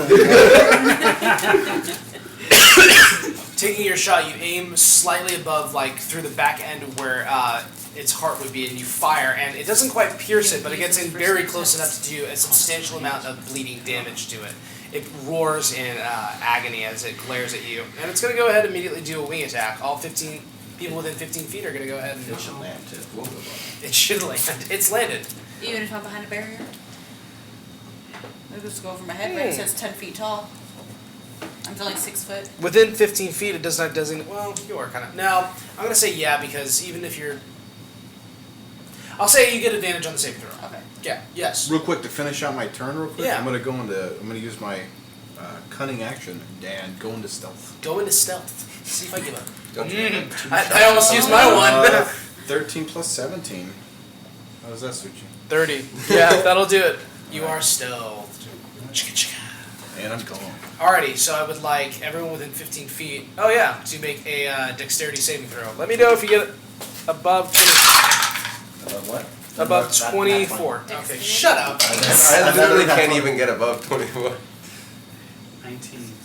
19. Okay. 21. 21. Okay. So, everyone that's not Thrall are going to go ahead and take 19 points of damage, and you are knocked prone. Beating of its wings just pushes you all over. I'd like to know that I'm still standing again. Yeah, you're. Yeah. Oddly enough, you are fine. Stupid. The frickin- rock. So 19. The obelisk. Seriously, the foundation. This dragon is pissed. Yeah, he's like, fall!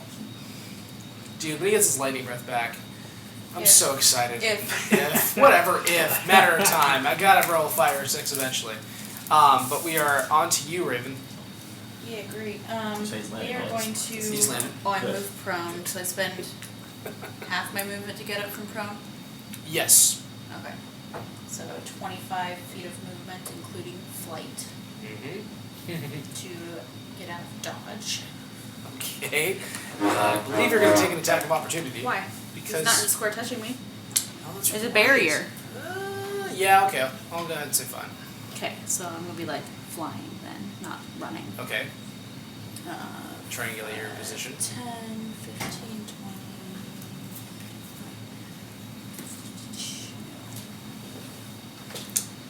Audience, this flight is brought to you by no one. We're sponsored by no one. Yet. Yes. Yet. We'll lose all of our funding once we get Adam onto the D&D After Hours. You can reach me at Adam. Go ahead and put your personal email on there. It'll be great. Cool. So that's my movement. Cool. And I'm going to disadvantage Oath Bow with the. Wait, no, I'm going to throw Slayer's Prey in there too. No, I can't. Yes, I can. Another extra d6. Alrighty. Go ahead and throw it into the pot, see what we get. Alright, did we make gunboat? It's not gonna hit. Okay. There goes another arrow into the darkness. And take away Slayer's Prey for the second attack. Do It's it. only on the first time I hit him. Do it. Or attempt to hit him. Oh, let's see. That's probably gonna hit. It would be 19 plus 13. That will hit. Okay. Damage. So Here we go. Damage is. Gotta start stacking up. Next time we're gonna be bringing calculators. That's our phones can do that. Yeah. Listen, I don't need any of your sass right now. I'm a man. Okay. 31. 31? Holy crap! 31 damage. Okay. Tail dogs. Why didn't you just say bitch? This time, even through your fear, you're able to kind of, dang it, Adam, you're able to kind of place up and aim straight at the area where, like, adjoining where the previous bolt had made it from Ghost. And as you aim and fire, it kind of pinpoints and bisects it, and the wound that was created begins to kind of flow with blood. Nice hit. Thank you. You're welcome. And then I'm gonna make my Saving throw, absolutely. with Go a for +1 it. What? for my Foe Slayer. Oh, crap. Go for it. It was Wisdom, so 17. Nope. Cool. Not yet. Don't worry. Let me know when you get over 20. You can still beat this thing, frightened. Oh, I have something planned for the next turn. Well, it's Thrall's turn. After that, we have Ilmatar. Know what you want to do? It's Right. Great Axe time. Let's go! Disadvantage attack. That is going to be a. Wait. Yeah. Disadvantage attack? Disadvantage. Did you roll disadvantage?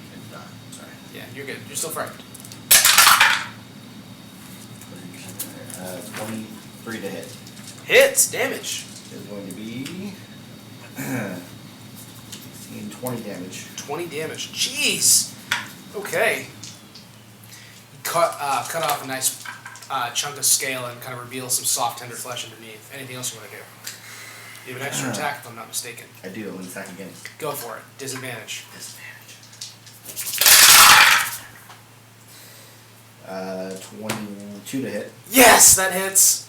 I was really excited to be, like, in your face. Plus 4, that's 22 to hit. 22 damage. This time. 22 damage. Okay. Jeez. I was worried for you guys in the beginning. Okay. Anything else you want to do? Bonus action, movement, thoughts, prayers. Is taking the dodge again a bonus, or is that? Yeah, that's an action. Okay. Well, then I'm good. All right. Make your saving throw. You're so wise. 14. Nope. Still frightened. Alrighty. This is third round of combat, right, note taker? It is third round. Yes. Good. Thank you. Mm-hmm. You got 7 rounds left. Alrighty, Ilmatar, what do we want to do? So I'm gonna get up from my throne, Get on up. and then I'm gonna go. And I'm going to cast Abby Dalzin's Horde Wilting. I'm sorry, what? Spell. Yeah, I'm not. it's a level 8. Oh necromancy gosh. spell. Jeez. You were making fun of me for my Yep, I was. Alright. cantrips. Listen, do I make a save? You make a Constitution saving throw. How are you on Constitution saving throws? You're pretty good. 21? That makes it. So you Yay! will take half the damage. Oh!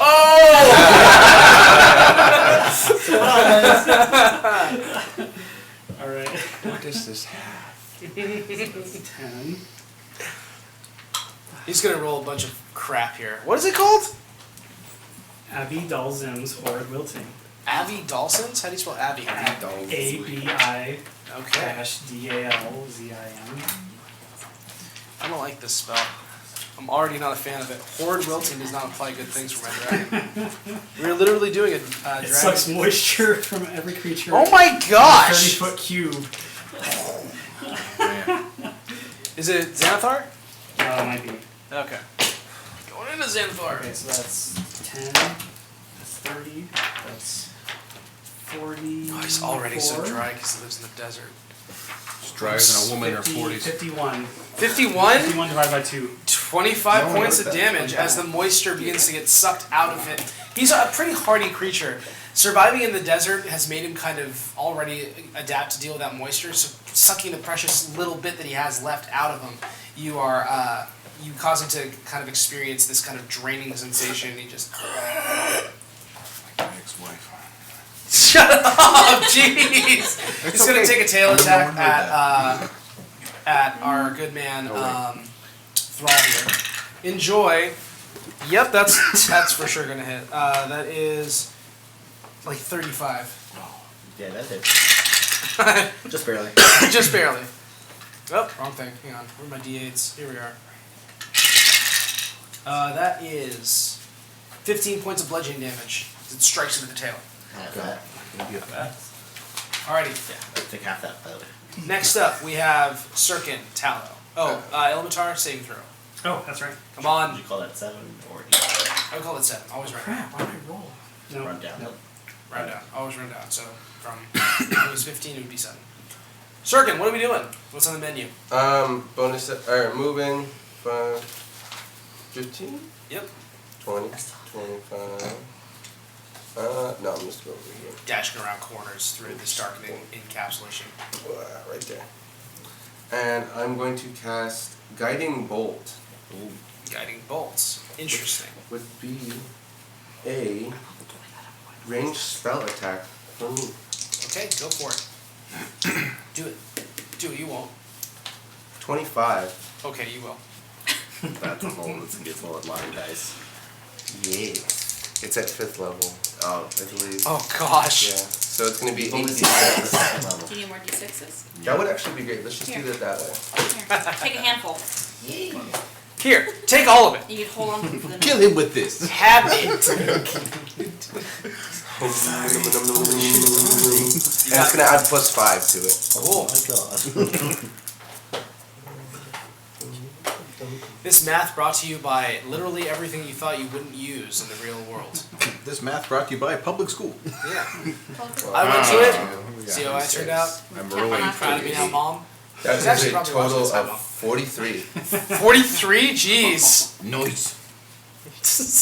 And next attack on him has advantage. Oh crap. Nice. Who attacks This him was Fairy Fire, was it not?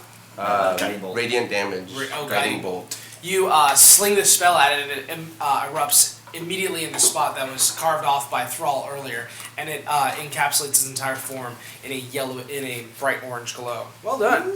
Next up, we have the Blue Dragon. You want to be a 5 or a 6? 5 or 6? Come on. It's 1 Sweet.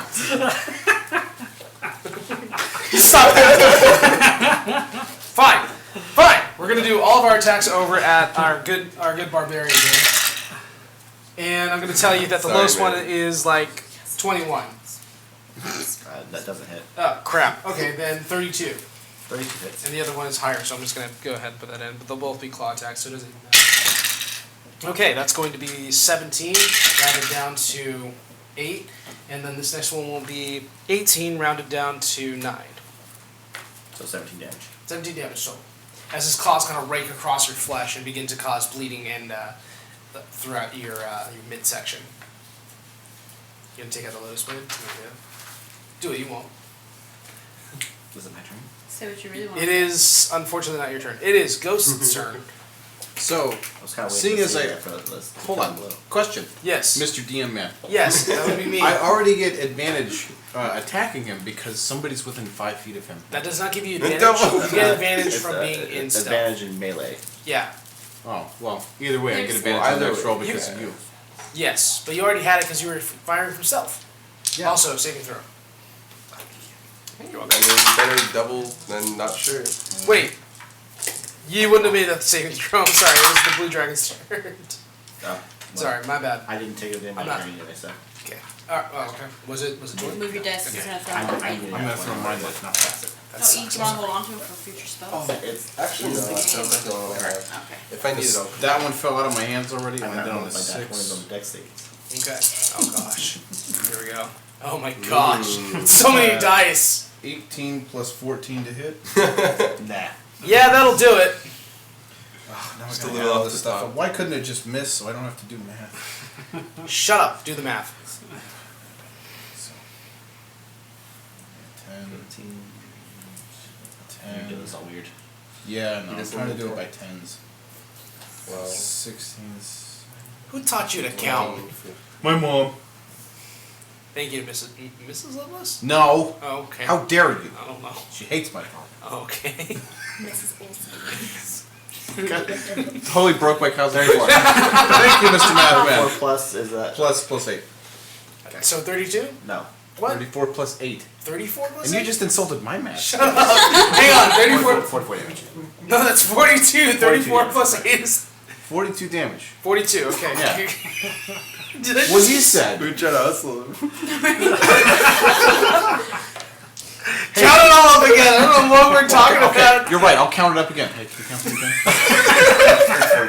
43 damage. 42. 42.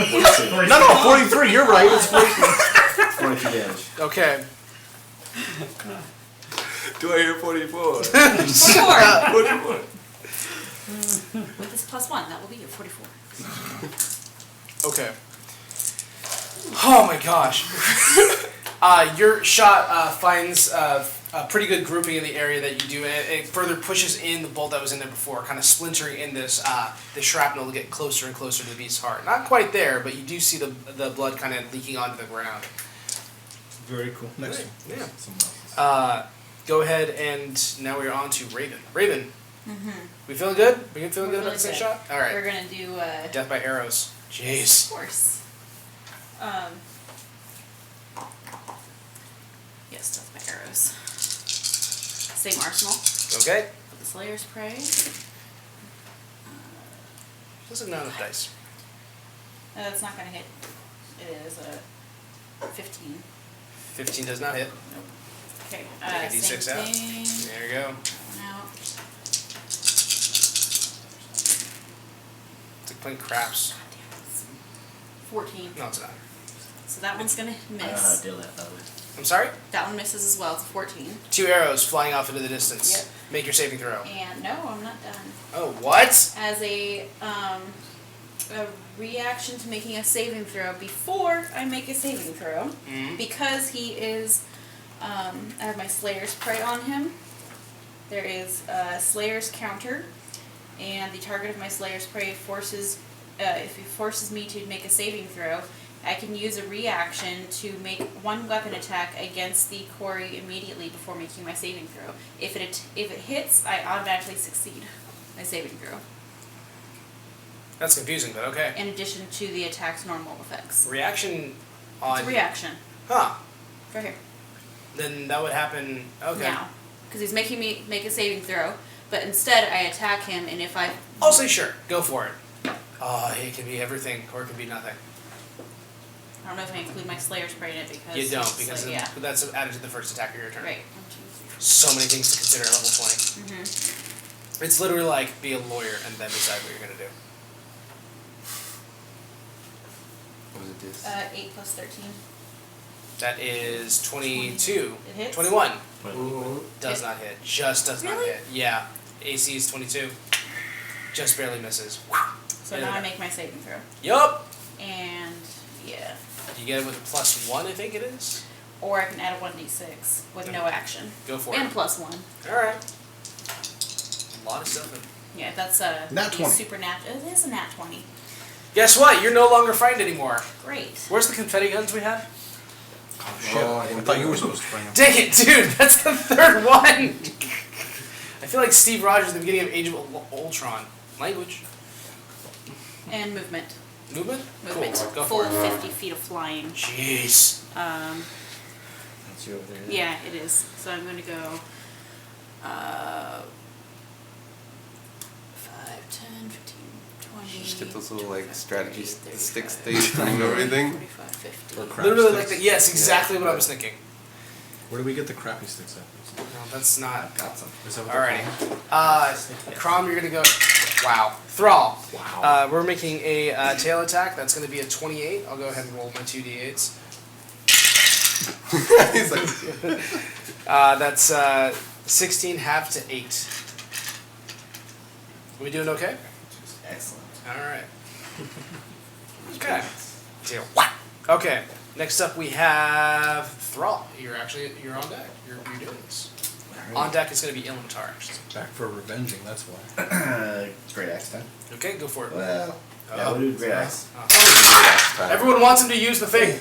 Nah, 20. With Thrall, it's always great axe time. Okay. So on a natural 20, my house rules are that you double the face of the dice and then add your modifiers. But I have brutal critical. You roll 3 additional weapon damage dice when determining the extra damage for the critical hit with melee attack. In this case, what you rolled currently, go ahead, double that, add the modifiers, and then add 3 additional weapon damage. Hang on, wait. Yep. What you just said was way more confusing. No, you're right. Just take So, it, it's boring. gosh, so Just push his shit. ordinarily you would just shut up. All right. Ordinarily on critical, you would roll the damage dice twice rather than just multiply them. Just multiply it by 3.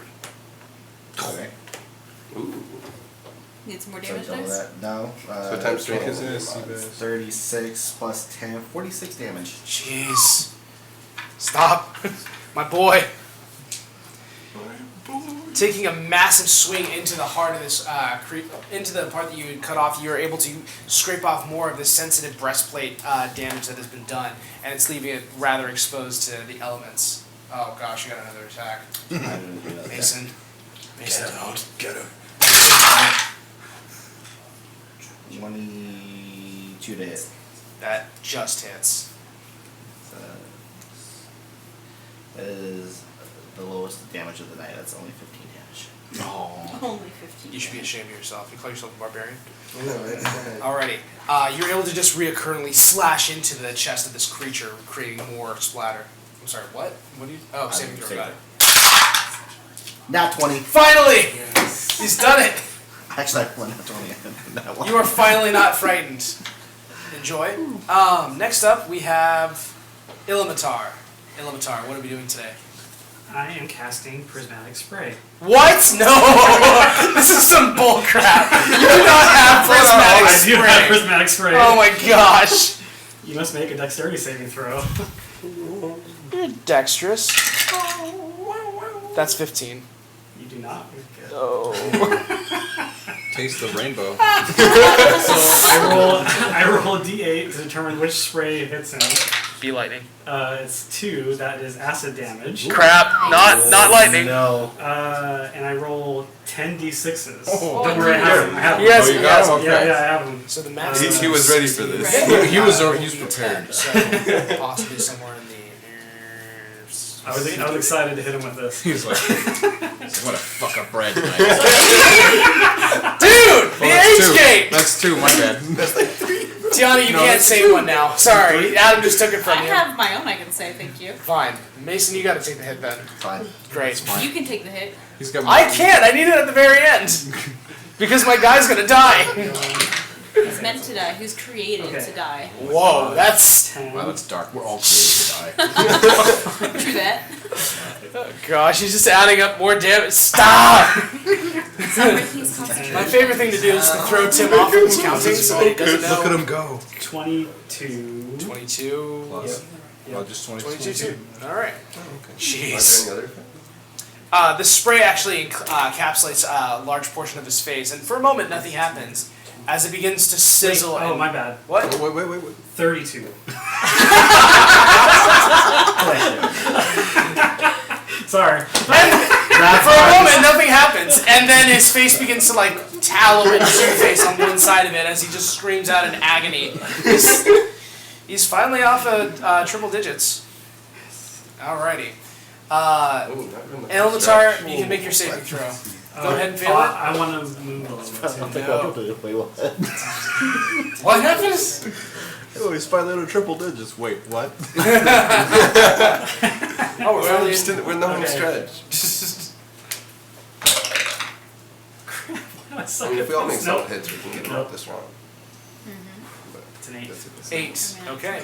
Give me Next up, Crazy stuff. we have Sirkin Tallow. After that, it will be the Blue Dragon's turn. But first, how about a wing attack on our good man, Thrall? Make a dexterity saving throw. How far does that go? 15 feet. Okay. You're fine. You're a bird brain. You're good. I'm also up in the air, so. Yeah. I'm flying. That is a 21. Does not succeed. You're gonna go ahead and take. Wow, max damage. 21 reduced to 10, and you are now prone. Oh dear. Oh dear. Make it. Dude, I'm going to eat you. That is how this will end. How many hit points do you have left? 203. Are you kidding me? What? I've been hitting nobody but you this entire You game. hit me once. I hit you once. I hit him with 101 points of lightning You damage. glanced me. Whatever, shut up. Great. And that was with dealing 50 damage when we were off that. Jeez. This is rough. Okay. Sirkin, what are we doing? I'm gonna do the dumb. You're frightened. Oh, I am? I yeah. can. So much for There's a not dumb. much I can do. Do a dumb later. I would love to do a dumb later. You can fire Eldritch Blasts. Yeah, I definitely can. You got 4 of them. That's all I'm One gonna of them's got a hit. It's like rolling with quadruple advantage, except not really. I made that joke already. We got a 14 Nope. and a 17. Nope. That's a 19. Nope. Then this one's not gonna hit either. Boom, boom, boom, boom, boom. All of the back of the chamber kind of erupts down a little bit, but it does not hit the blue dragon. Point of order. What the hell was that? Raven, how have you been able to make your attacks with a torch in your hand? Dropped it in combat. Started, because I need 2 hands for a bow. Rough. Okay. The logical thing to do. Okay. It's alrighty. You're already making Actually, your but attacks. I would have with went into stealth because I was stealthing. right, but back at the end. you would have still made your attacks with disadvantage because it is hard I to was see. already at disadvantage. Yeah, I know. I'm just saying. If you ever break Okay. out of it, it won't matter for you. Yeah. But you can go ahead and make your saving throw. Oh, but actually it won't be a disadvantage. Oh because god. No. Nice. Sirkin, this image of this dragon will haunt you to the end of your days. And so it will. Alrighty, so we're gonna have this blue dragon go now. Just try attacking. Come on. No disadvantage. Gosh, it only rolls a 1! That's it, where's my lava dice? You next time. You've got probably one more turn left to turn into lightning. Right, Yeah. precision dice. You should use those. You are right, I should. Thank you. Yeah. We paid so much for you to have those and you don't use them. I use them in Tomb of Annihilation. Okay. Yeah, but that was only like with 2 of the players who got them for you. Yeah. 2 of which are here at the table. You know what, you're right. Please No, move me over free. to, no, I'm No, kidding. he's not in Tomb of Knowledge. Okay. He's the DM for that. We're gonna go ahead and take all 3 attacks towards you. Okay, I'm gonna say the bite is the bite is gonna be the gray one. That'll be 33 to hit. Nah, not this time. Whatever. Then that's gonna be 32 to hit Good for one, this Simon. one claw, and a 20 with the other one. 20 does not hit. Okay, That's got the it. one that doesn't hit. So the first one with the bite attack is going to be 14 points of damage, plus 19 points of bludgeoning damage. So 14 points of lightning damage, 19 of bludgeoning. You take the full 14, you'll take 9 of the bludgeoning damage, or piercing damage for the bite. Then,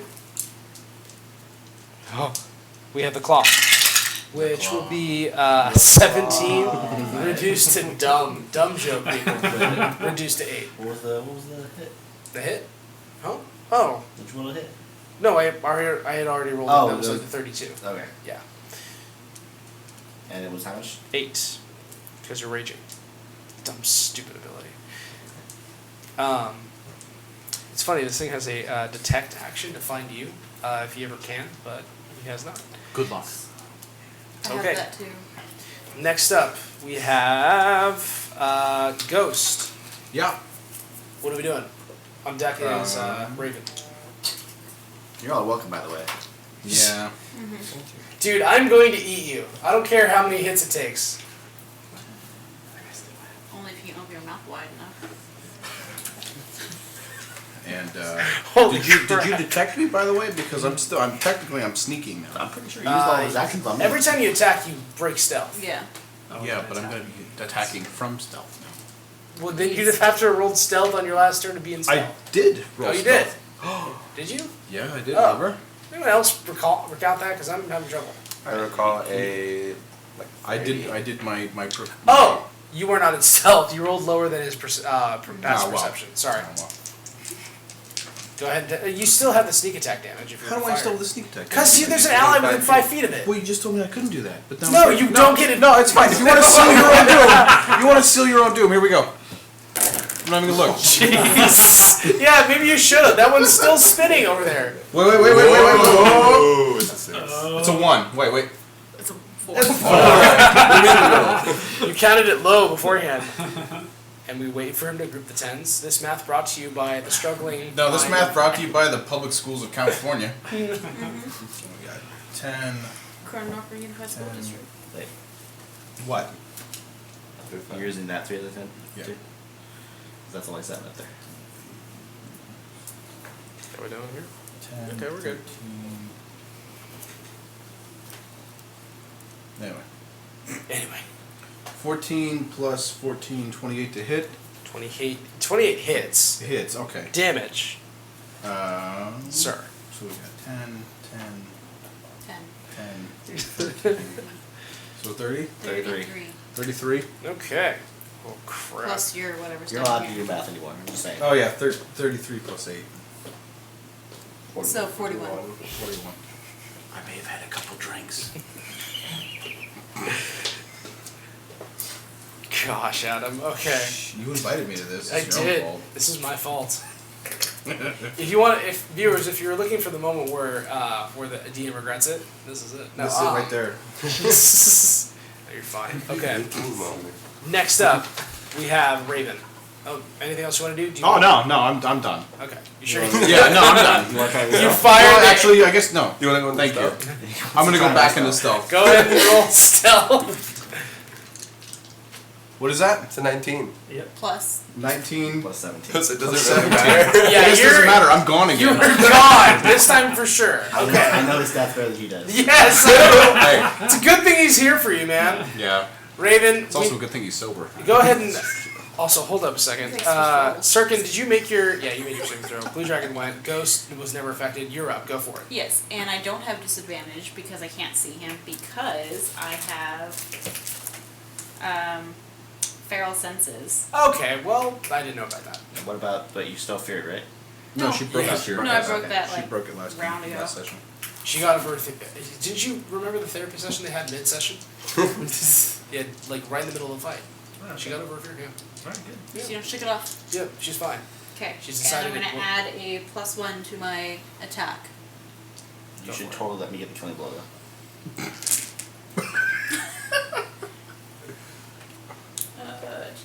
13 and 13 is 26, so 27 to hit. Hits damage. Thank you.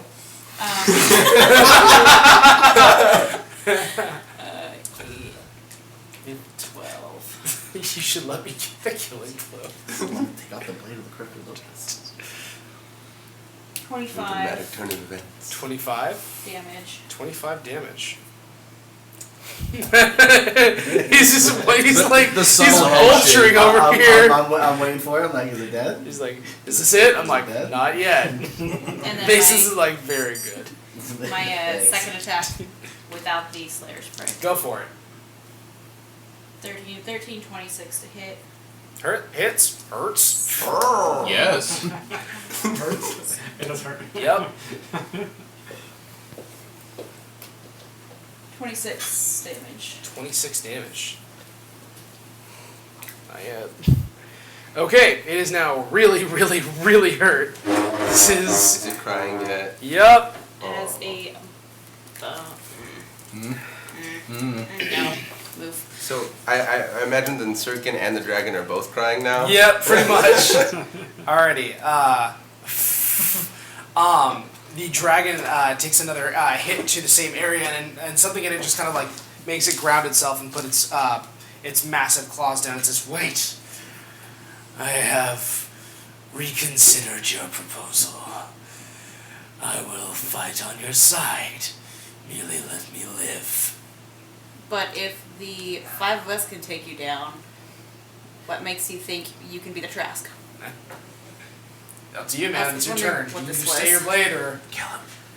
Oh my god. He attacked you so many times. Kill him. Are blue dragons known to keep their word? They are neutral evil.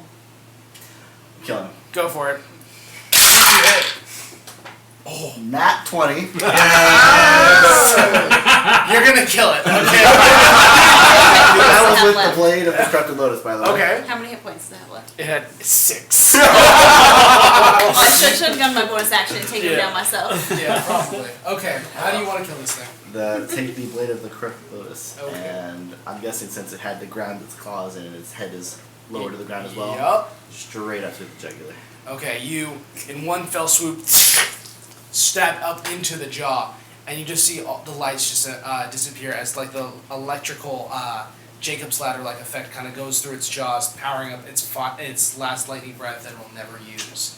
You remove it, and the beast falls dead. That corrupted blade has Yeah. a charge now. Yep. Enjoy your charge. Jeez. You have successfully destroyed the blue dragon and secured the metal to be used in your fight against the Tarrasque. Yes. Mission Any other accomplished. treasures or magic items this dragon has stored here? Make a while we're- perception check. I'm gonna do that as well. I'm gonna search with her. All of us. Everybody's searching. Oh, I got a nat 1. That's fine. Failed. 3. We're just so excited we killed it. So mine would be a 9. It's a 10. Mine's a 9. 9? Okay. Mine is a 20. 20. Not natural. Not natural. Okay. Between everyone else, you are able to find a large sum of gold, something in the ballpark of about 800 gold pieces, stored away in a small little portion of this cave. Yeah. The 800 each or 800 total? 800 total. Oh. You guys want to come back No, to each. Excuse me. Sorry, 800 Oh. each. Okay. Okay, Uh, cool.